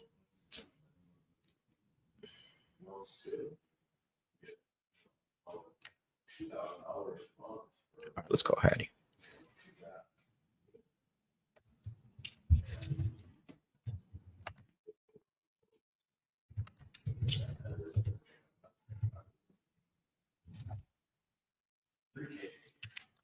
This thing keeps disconnecting. I don't know why.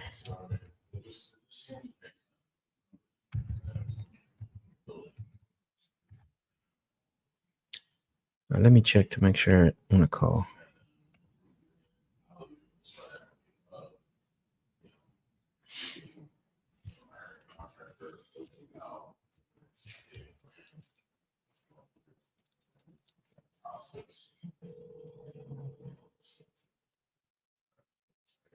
I can't hear it.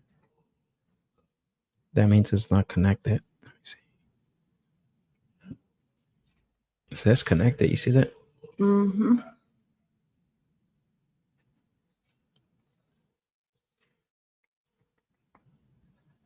There it goes. Yeah.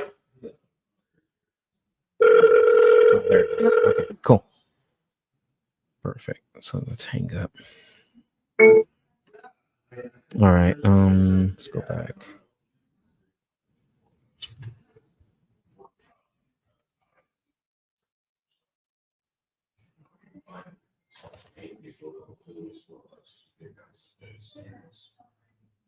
Here we go.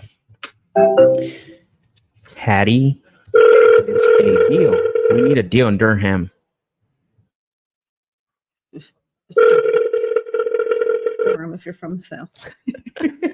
To an automatic voice message system. 919949. What is it? Durham. Are you from Durham? No, I'm from Durham.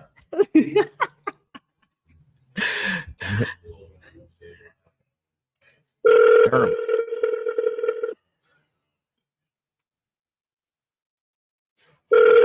Hello?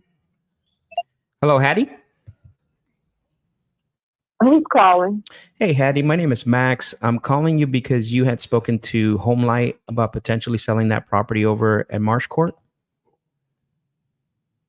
Correct. Okay. Well, I appreciate you for confirming that. So I got the information forwarded by them, and I wanted to go over some notes and ask you a few questions to see if we can qualify the property for an offer. Is that fair? Okay. I appreciate that. Thank you. And I don't know if you heard, but my name is Max, by the way. So really quick, can you verify for me the bedroom and bathroom count? 3 bedroom, 2 bath. Okay, perfect. 3 bedroom, 2 bathrooms. And excuse me as I repeat it, I'm writing stuff down here so I don't have to ask you those same questions again, okay? All right, let me see. And then one of the things I'm not too clear on is this property, is this a rental property for you, or is this like your primary residence? Rental.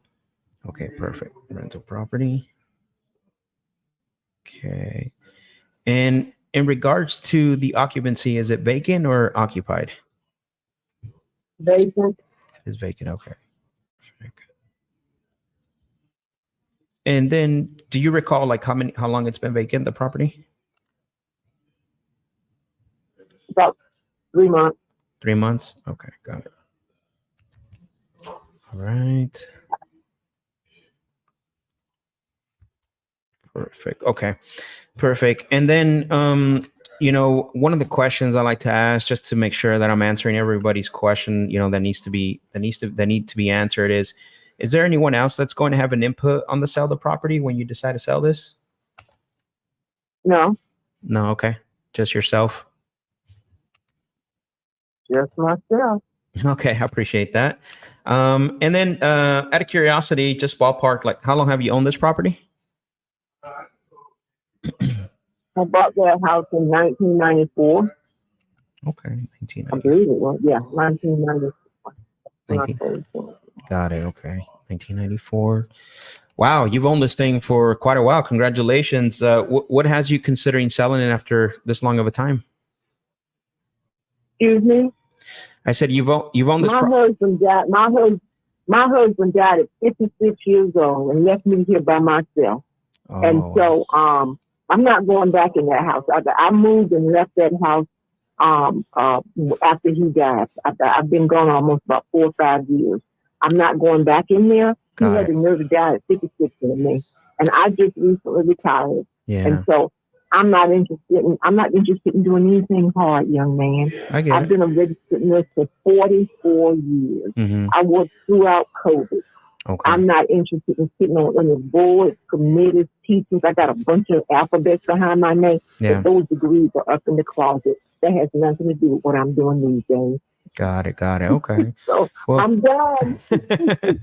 Well, sorry to hear that about your husband. And, I know you got a good, it sounds to me like you're at a point now where you're got a good sense of humor. You got some great accolades. Congratulations. That's amazing. 40 years as a nurse. That's a long time. 44. Oh, 44. Excuse 44. me. Woo-wee. Yeah. And I still have an active license. I can't get them up. I work too hard for them. I got them back in 1980 almost. Yeah. No, I work too hard for them licenses. I'm not giving them up. I just take the continuing air credit for the 2 years to keep my license as long as I can talk. Got it. No, well, good for you. I mean, that's quite an accomplishment, and sounds to me like it's more than needed, to move to the next phase. And it sounds like you have in some sort, but this is ultimately the lasting. That's kind of the last, thing that is attaching for moving on. It sounds like. Yeah. Okay. We'll appreciate that. What I know the property's been vacant for 3 months. What have you recently tried to do about selling the property since then? Oh, I just decided I was going to sell it this year because I don't want to be on my taxes for the past year. Mm-hmm. Mm-hmm. So that's why. Yeah. After considering, what the tax is going to be on that, if I make a profit and all this and all that. So that's why I didn't do anything prior to J1. Okay. Yeah. Got it. Okay. Makes sense. Well, yeah, because if you would have sold it, prior, you definitely would have been dealing with that right now. So that makes a lot of sense as far as, but you haven't had anybody. You haven't had anybody come in and, make an offer or talk to anybody as far as regards to selling, trying to do anything about that because of, waiting for the January 1st. I've spoken to several companies. Okay. Got it. But nothing, no offers on the table or anything like that, it sounds like? Not at this point. Okay, I see. Perfect. And that's all right. Just trying to see if you had any activity, but good for you. Makes sense. Now, I do want to share with you, I definitely want to get this info over to my underwriting team. And can I just share with you a little bit about how the rest of the call goes from here on? Okay, so FYI, I'm looking for a cash offer. I'm Sure. not going through appraisals and this and this and this and this. Yep. So in addition to this being the next stage of my life, I don't do anything hard. I don't do anything difficult. I've written enough policies. I edited enough journal articles, gotten published enough times that I am not. You're in the right place. Let's go. Take any of the more brain cells and RAM out of my brain. Got it. So I don't do anything hard, and I don't do anything fast. I take my time. I'm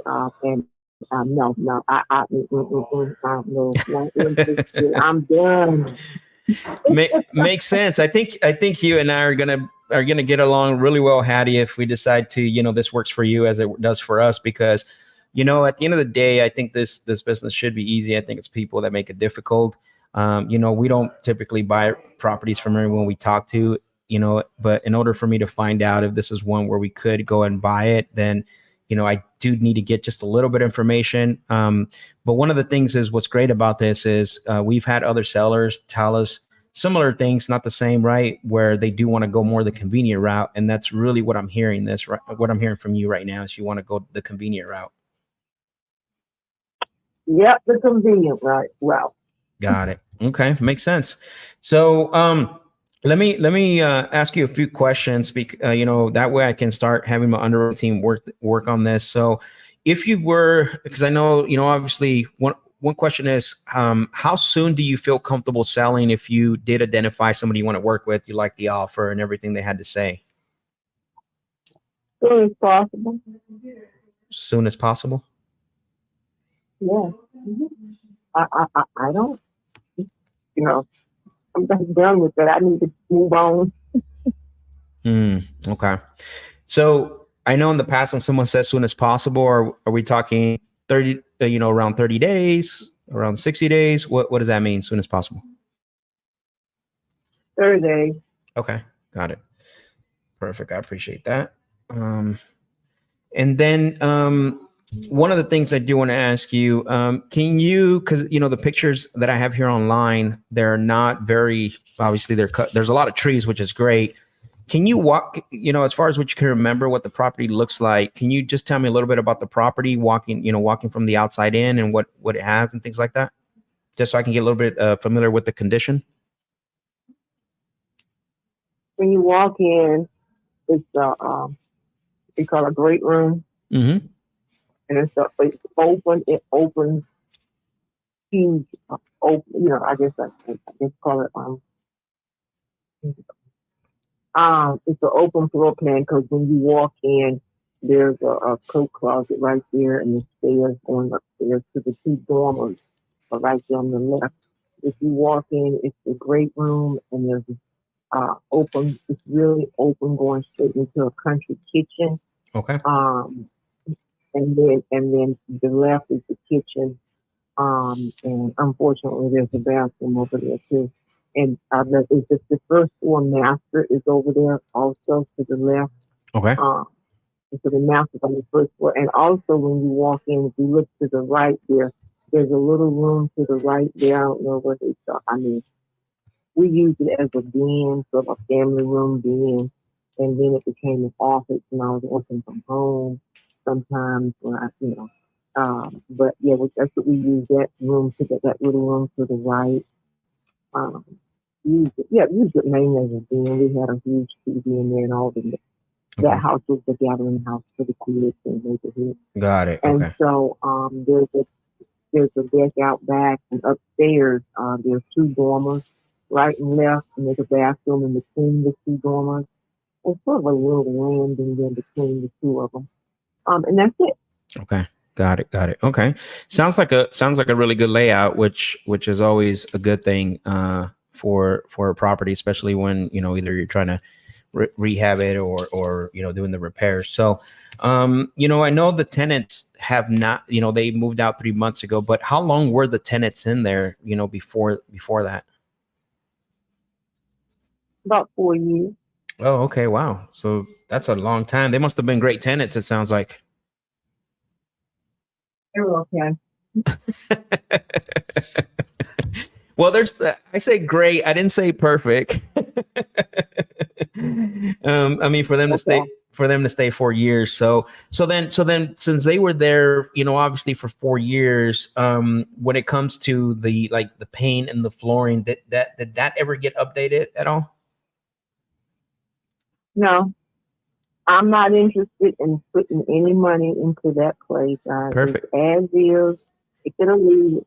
Mm-hmm. I'm not take it or leave it. It's as is. That's the way it's going to be sold. And, Yep. Okay. Got it. Yeah. So that makes sense. I mean, I understand all these questions, but I don't know what you're trying to get to in reference to asking me all these questions. I'm looking for a cash offer as is. It needs to be rehabbed and renovated. It's probably, I think, about $60,000 to $65,000 worth of renovation because you're gonna need to get the kitchen. Okay. And it needs a new roof. It needs new HVAC. I'm letting you know that. Perfect. And that's what I need. Yeah, that's what I need. The floors are in good shape. And so right now, currently, there's a house in that development that's under contract for being sold that was rehabbed, and it has less square feet than mine, and it is being sold for $299,000. That's what's being sold. So I don't know how much they got for it. So I anticipate once that house is rehabbed, because it's being in Durham, pretty sad, and within 15 minutes of downtown Durham, where all the action's going on. I grew up in Durham, State as a context, so I've seen what's happening, and I know what's happening in Durham. Sure. I grew up there. Yep. I worked there for the past. That's the only place I've ever worked was Durham. Okay. So I commuted my last 5 years back and forth. So I know what the rate is, and I know what's going on in Durham. I know, hey, it is what it is. Mm-hmm. And I'm just, I've done my research, I've done my homework, and that might have something to get me having all them alphabets behind my name, you think? I believe so. I believe so. Again, I love that you have all this information and you're looking into the market. And, I know earlier you mentioned something about why these questionings. And again, because I do want to make sure that the offer that I come up with is an offer you can depend on. We're not looking to list the property. We're not looking to, ask you to make any repairs. We're not looking for any credits. Ultimately, I want to have my underwriting team come up with an offer that you can depend on and that's net to you without you having to really do anything, right? And so this information here helps them. Okay, there's not a second mortgage on it. So there is the first mortgage is still there, and there's a balance of $52,000. And then there is a one lien for $10,000. So I estimate it's about $62,000 that will come off the top of whatever the offer is. Got it. Okay. Got it. And I'm writing that down, so just bear with me. That way I can have that info. What was the mortgage again? The mortgage balance one more time. I'm sorry. Approximately $52,000. 52,000. 52. Yeah, 52. 52. Okay, got it. All right, yeah. Perfect. Okay, and then I mean, you've answered quite a bit of the condition questions. What I like to do is I want to get this information over to my underwriting team really quick. Can I place you on hold for like 60 seconds? Okay. Okay. Thank you, Miss Hattie. All right. What do we got? I like this one. Okay. We still don't know her exact price. Yeah, I know. We're gonna but find her out. repairs are the right ballpark. Okay. And what she's saying is my neighbor's house is pending at $299, and it's a little smaller. Okay. I see 340, probably 350 ARV. Okay. There's some new construction at 390, and so it's definitely not much more than that. There's some new construction in the area. Hot area. Is this new construction? This one for 359? 3-bedroom, 2-bath? Let me see. That's from 22. Yeah, that is. Okay, that's new construction. Got it. What? Change your date. That's to last 12 months. And then we should, or 6 months or whatever. Oh, there we go. Okay. Yeah. So we're a little 14, bigger. We're 1,500 -ish. We're a little bigger. So this one sold for $929. It sold for $316. And then here's this one for $300, 1,200 square foot. Where are we at? We're at 1,500. A little smaller. What did you have down? 350? I think it's 340, 350. Yeah, 340 sounds. I want to be more on the conservative side. And 340. Yeah, 340. Let's see here. Here we go. All right. So what is our MAO based on that? 340. 238. It didn't change it very much. No, just by a few. 238 minus 60. 238 minus 60,000 and renovation, because she's probably very close to correct on that. Mhm. It's 178 minus 10. This puts us at 168 if we're looking for a 10K Okay. assignment. So MAO would be 168. Mm-hmm. Got it. I'll make Yep. the offer lower than that. 178. Okay. Are you going to wait and let her tell you? Yeah. Yeah. Mhm. Okay. Hello, Miss Hattie, you there?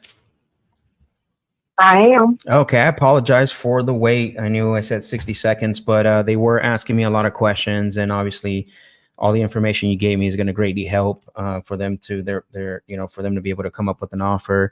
I did want to ask you one more thing. I know while they're doing that, I know in the past, obviously, sellers that we've spoken with, and obviously they start thinking about selling. Typically the day they do start thinking about selling, they usually have a number in mind when it comes to selling the property. Just ballpark, out of curiosity, what were you looking to get for it, knowing you didn't have to do anything? You tell me what your offer. You tell me your best offer. Okay, yeah, and they're working on that right now. I just wanted to see if you had a price in mind, just because one of the things that I like to do is make sure that if they're way too far off, like I just want to let them know, like, hey, forget about it. This is not a trend. This is something that we're going to be way too far off. So I don't know if you had somewhat ballpark in mind on what you would consider getting for the property, because, like I said, typically. Well, so, how much you think? How much you think it'll sell for? How much you think it'll sell for once they rehab it? That's a really great question. Yeah. I think that's a really great question, right? Mm-hmm.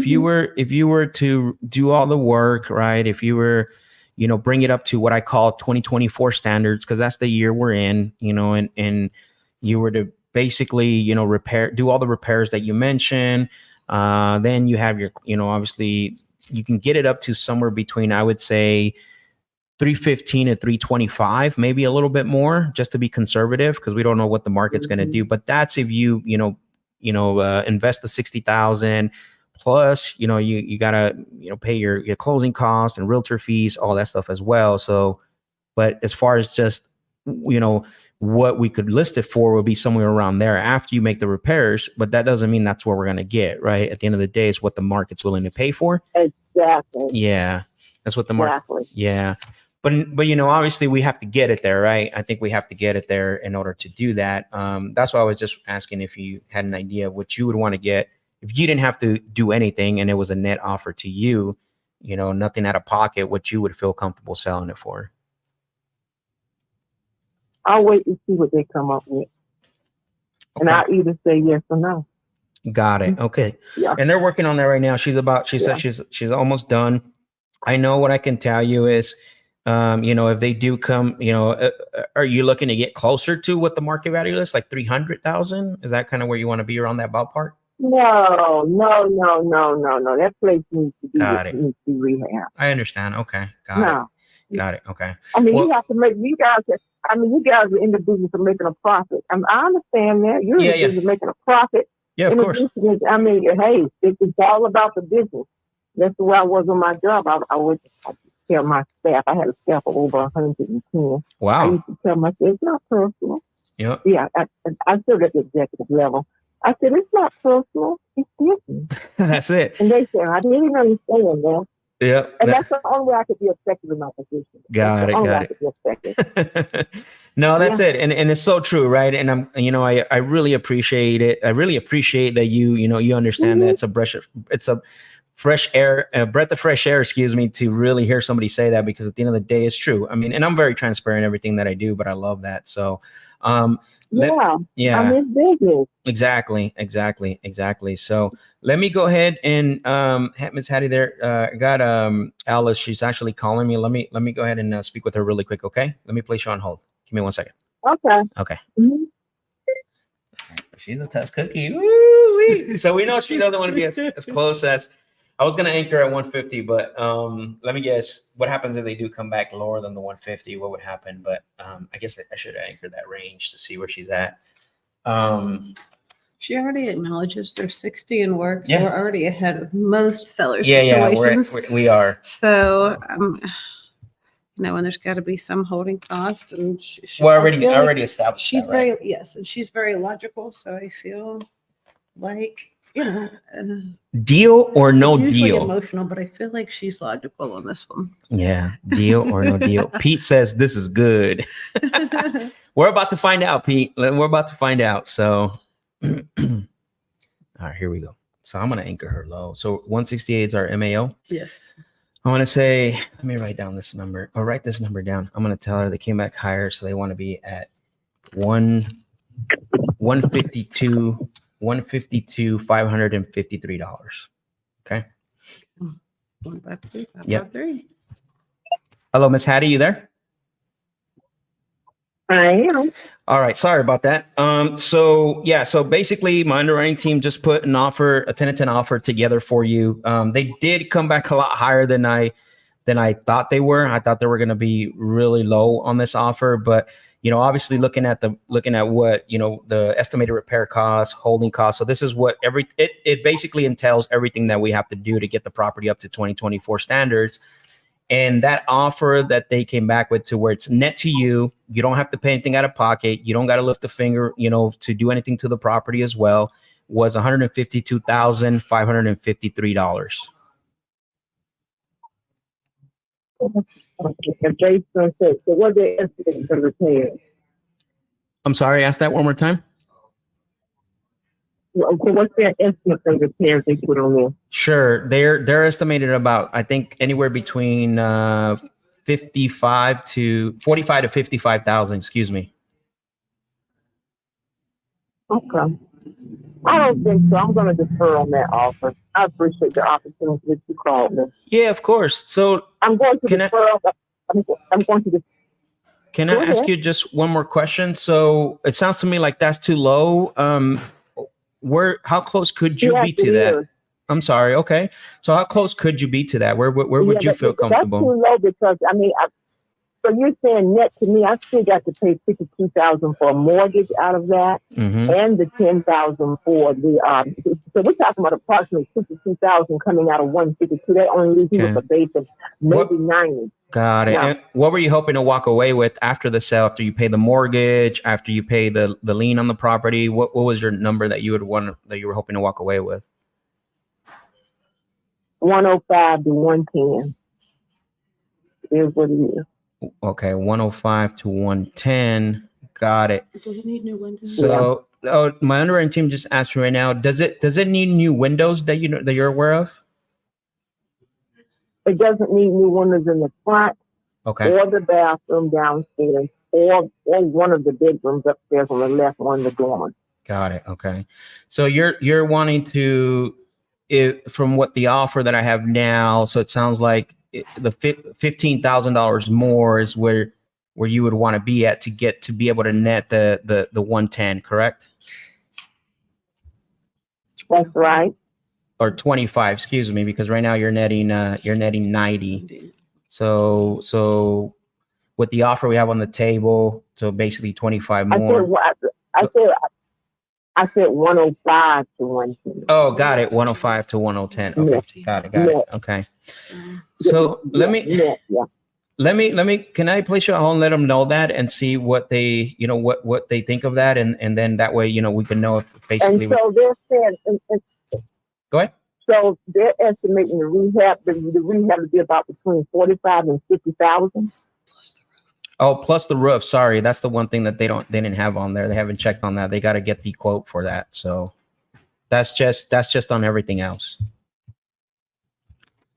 Excuse me, I'm sorry.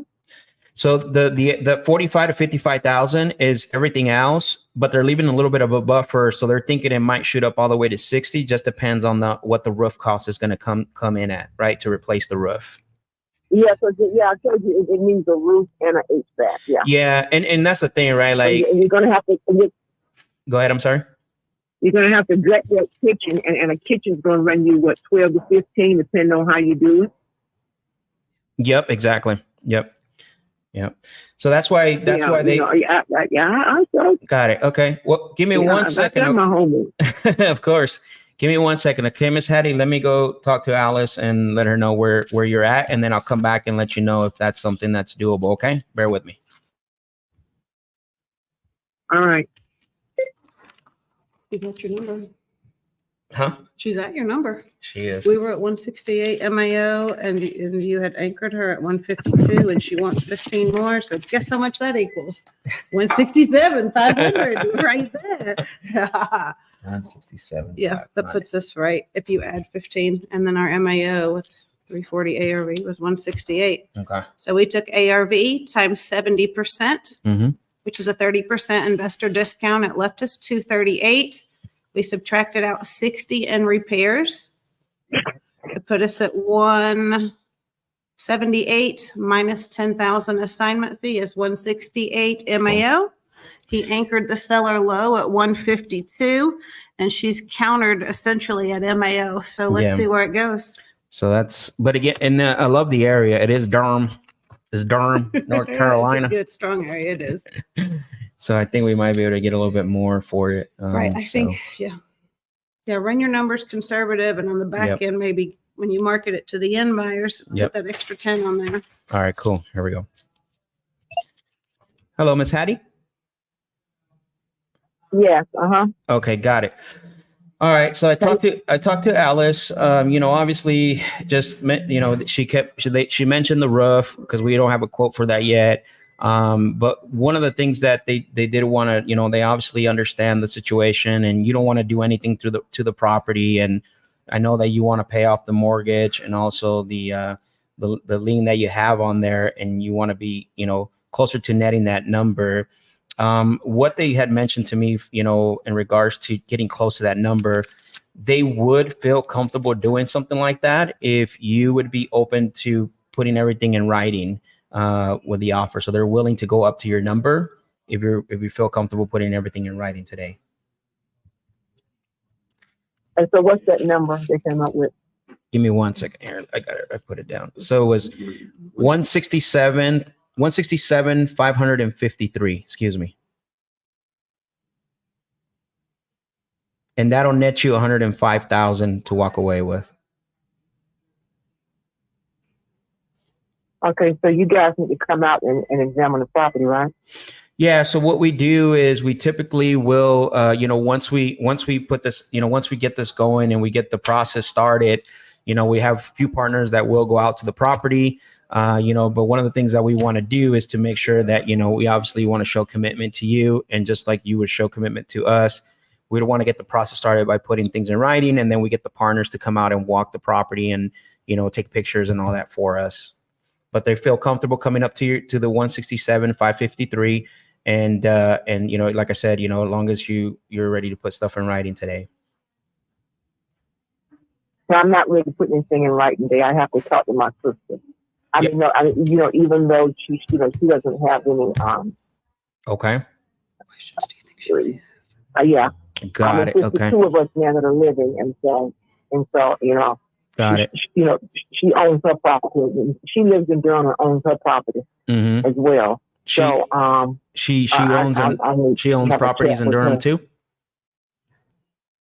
She owns her own house in Durham. Yes. Oh, got it. Okay. But she's not interested in selling. She's not interested in selling. She lives in her house. So one of the things, and that's okay, right? So it sounds to me like she lives 8 minutes from downtown Durham. Wow. Okay. Got it. So it sounds to me like the offer, you feel comfortable with the offer. We just gotta, you want to talk to your sister, which is fine. Obviously I've had, sellers in the past that, want to consult with someone. And obviously we don't want to put everything in writing until we're definitely sure. Right. One of the things that I want to do that I've had happen in the past, and with your permission, and I don't know if it's needed because I know you're the sole owner of the property, is I love to, do a phone call with both of you. And, basically, if there's any questions, I love to answer the questions, how our process works and all that, because I know a lot of times when, you consult or talk to someone else and there's questions, a lot of times people get embarrassed or they don't want to ask the questions, and I just want to make sure that doesn't happen here. I understand. So she's still working. Okay. So it would have to probably be, are you available on the weekend? I am available on the weekends. Yeah. Mm-hmm. Yeah, it will probably have to be, I don't have anything scheduled for Saturday. For Saturday's my stay at home day. I don't go to the gym. I work out at home. Okay, so maybe Saturday afternoon Okay. would be best. Saturday afternoon because she's a manager. Got it. Yeah, maybe around 3:00. Okay. Because she's a manager in her job, kind of high stress, and by the time she gets off, she's not. Yeah. She's not. Yeah. No problem. And and again, I definitely, I'll put that down. I'll put it on my calendar. That way I can talk to both of you. And then, would I just call you? Yeah. Just call you and she'll be there at your house, or are we gonna 3-way her in? You'll give me the number once we call on Saturday. We'll 3-way her in. We'll 3-way her in. Okay. That works as well for me too. So yeah. And on the other hand, if you do end up talking to her for any reason about this, and you obviously can work it out, I get it. Sometimes you can, but I prefer to be there, and that way I can answer both of your concerns, and there's no worry about trying to get a hold of me and stuff. But I did put it on my calendar for Saturday. I'm sorry. Again, Matt, what is the name of your company? So you fill out the information with HomeLight, and our company is called Sell Quick for Cash. And we're a partner. We're a partner of HomeLight that we buy properties with. Okay, I'm sure you bought a lot of properties in Durham. Sure. Yeah, that's one of our markets. We only buy in 4 markets: North Carolina, Georgia, Texas, and Arizona. Yeah. Yeah, I know that's right. I mean, up and coming, Google, Apple, why not? Hey, I mean that. The apartments down the street from where I work, the ones they put up in no time. I mean, they got a 1-bedroom loft renting for $1,800 a month. $1,800 a month. I mean, they got it going in. Yeah. Oh yeah. No, that makes sense. I'm very familiar with them. Absolutely. Yeah, I grew up there. Again, I tell you, I've seen the changes. Yeah. For some reason, we've been able to buy a lot of properties in Fayetteville, Durham, some properties, but Fayetteville is really good for us for rentals. But all right. So Saturday, I got you down for Saturday. But besides the offer, is there any other, because you sound like you're comfortable with the offer, but besides the offer, there'll just be other things to talk about as far as making the decision to sell? The offer, we're good with the offer then? No. Yeah, I'm good with it. You said 167 553. 5 what now? 553. 553. Yeah. 553. I'm good with the offer. Okay. Perfect. Then I have you down for Saturday to call you on Saturday along with your sister. What's your sister's name, by the way?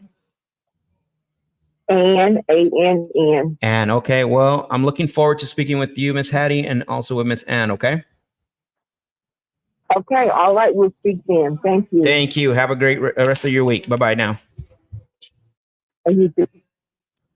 Ooh-wee.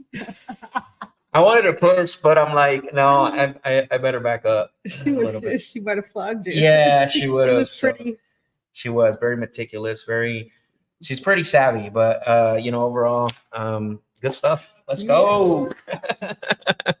Give me some fire emojis, drop some thumbs up. Let's go. Offer accepted. We just got to lock it up, bring it in. I think it's going to be a great call. It is. Yeah. So this is, again, the ending.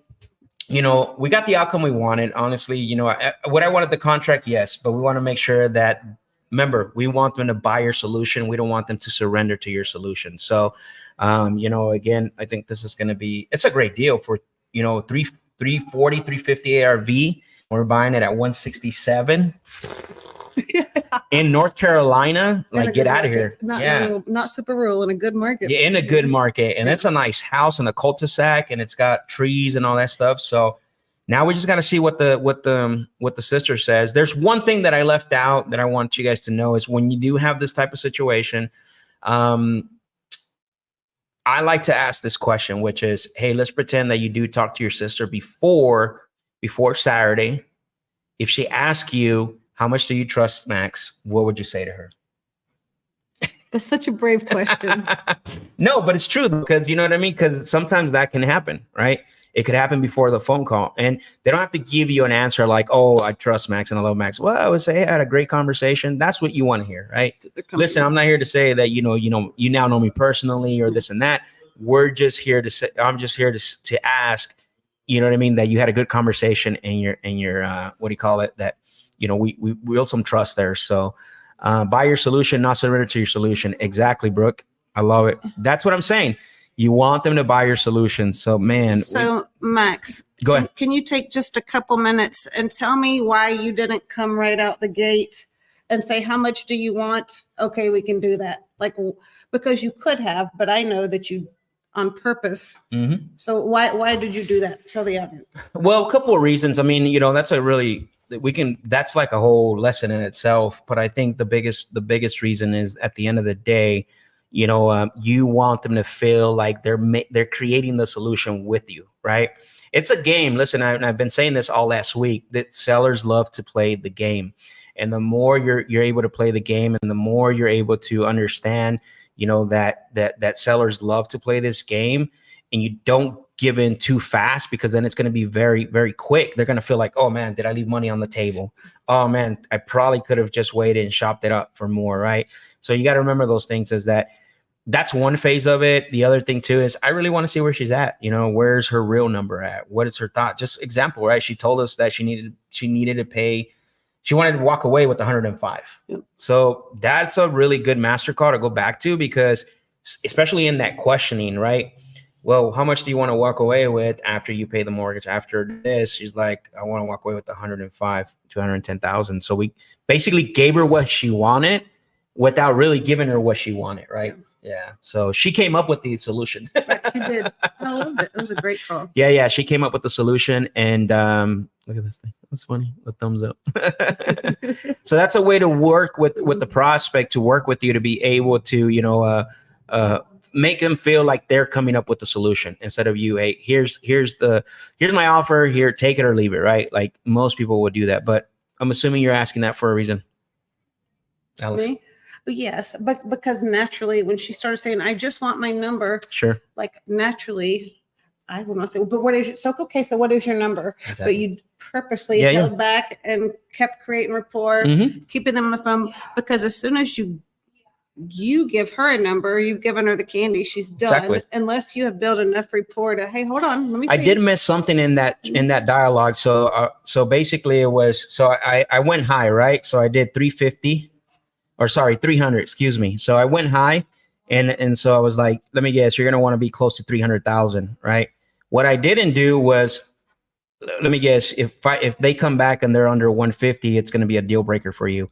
Now I got her anchored, right? Like that's the only thing that I missed, but it's okay. I kind of figured that 150 was going to be too low, which we saw it was. Yeah. But that's another strategy as well, because she's not giving the number, and she's like, just give me your number. Yeah, I am. They're working on it.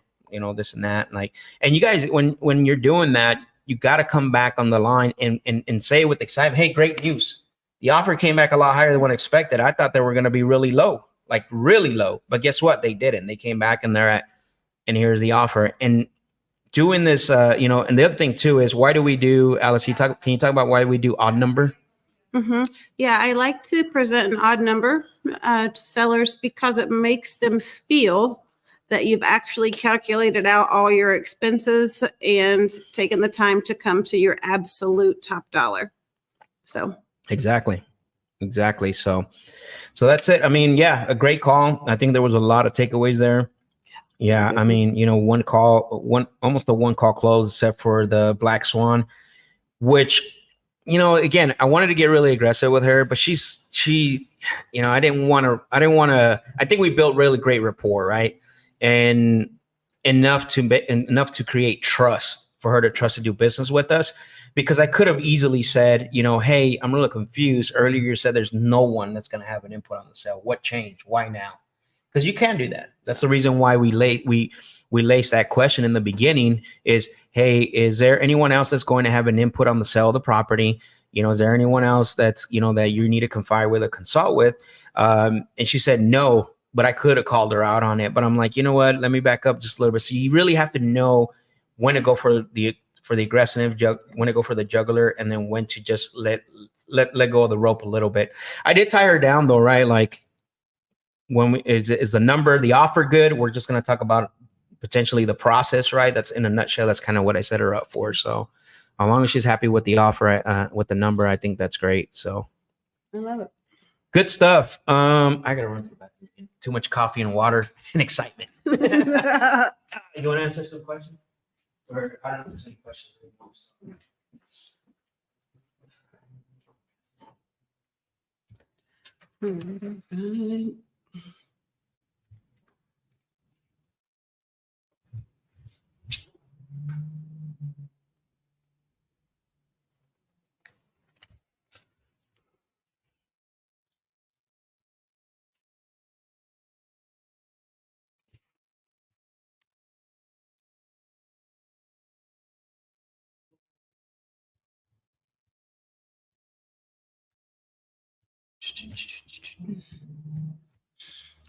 It's been a good day on calls today.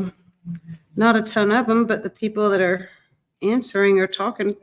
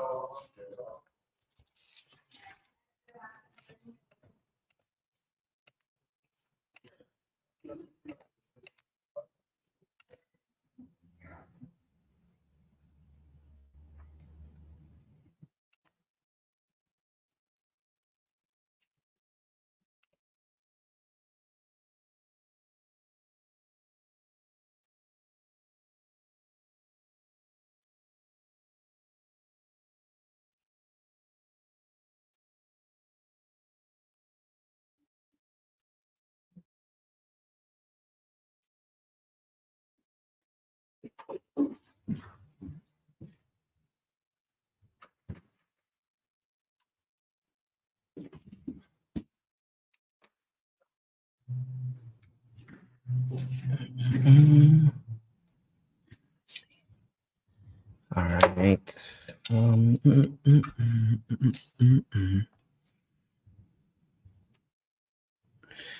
All right. We still got, how many people got in here? 36. Let's see. Any more questions? Melissa, how you doing? Thank you for joining us. Appreciate you. Melissa's been a big supporter for a while. Trina said, go Max and Alice. Let's do it. Need to know where. Oh, I like this. Oh, there's some more questions. What kind of lead was she? You can call it's a PPC lead. That's what it was, Pete. Yeah, PPC lead. Very brave question, but I think she's referring back to the question of, what if she asked you, like, what do you think about Max? What would you say to her? It is a good positioning question, though, right? And here's, at the end of the day, the goal is really to coach her through that conversation. So, let's see. Need to know where her need is so you can satisfy her need. Yep, absolutely. Need to go over group. Yep, we will. Does novation mean renovation? No, Jolene. No, renovation doesn't mean renovation. Yeah. Novation is just another exit strategy when it comes to talking to sellers. Renovation means that you are repairing the repairs to the property. Yeah, the repairs that you're going to do to the property. So, yeah, there's a difference in that. So, we got some things we got to do, but let me see where we're at with this. I'm gonna look up Christine really quick. See if it went out already.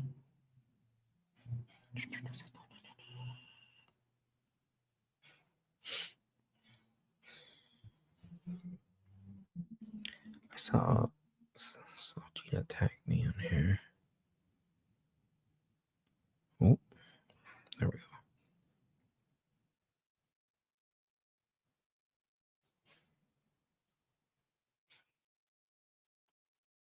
go. Okay, so the offer was sent. Let me see. Okay, cool. I don't see it on here though. Let me like.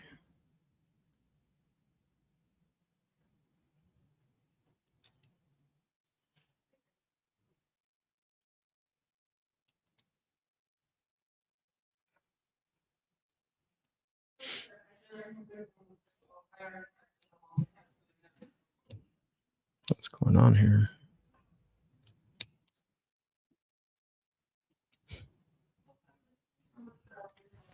All right, I'm pulling up Christine's info and agreement.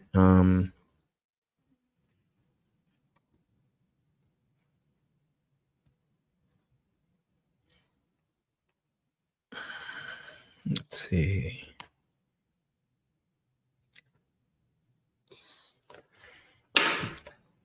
All right, let's take a look.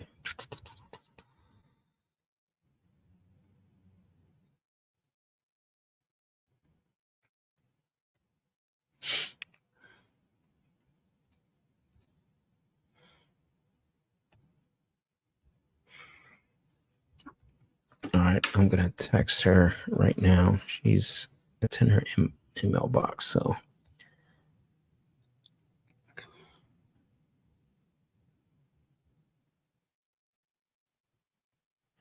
Precious said, "Hey, Miss Brooke, may you check and see if one of my leads went through? It didn't give me a confirmation you all received it." We'll take a look at that right now.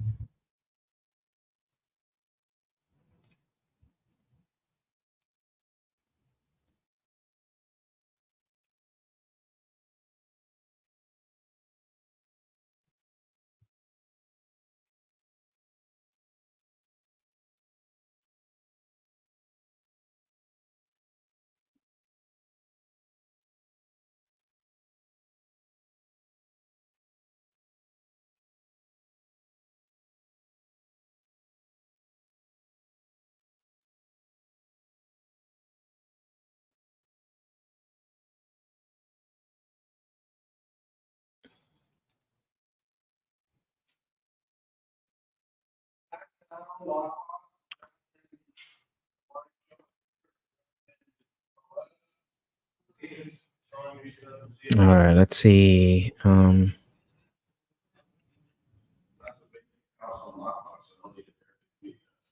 right, let's take a look. All right, I just texted Christine, so I don't know when she's going to be available. So we're going to wrap this up. We're hitting about 3 hours and 47 minutes. So we're going to wrap this up. I know Alice has got some deals that you guys submitted that she's going to get to. I know some deals came in under contract. But listen, if you want us to call, you guys saw what we could do. You guys see that what we're doing here. One contract sent today, and then we got another offer accepted. We're going to walk through the agreement on Saturday.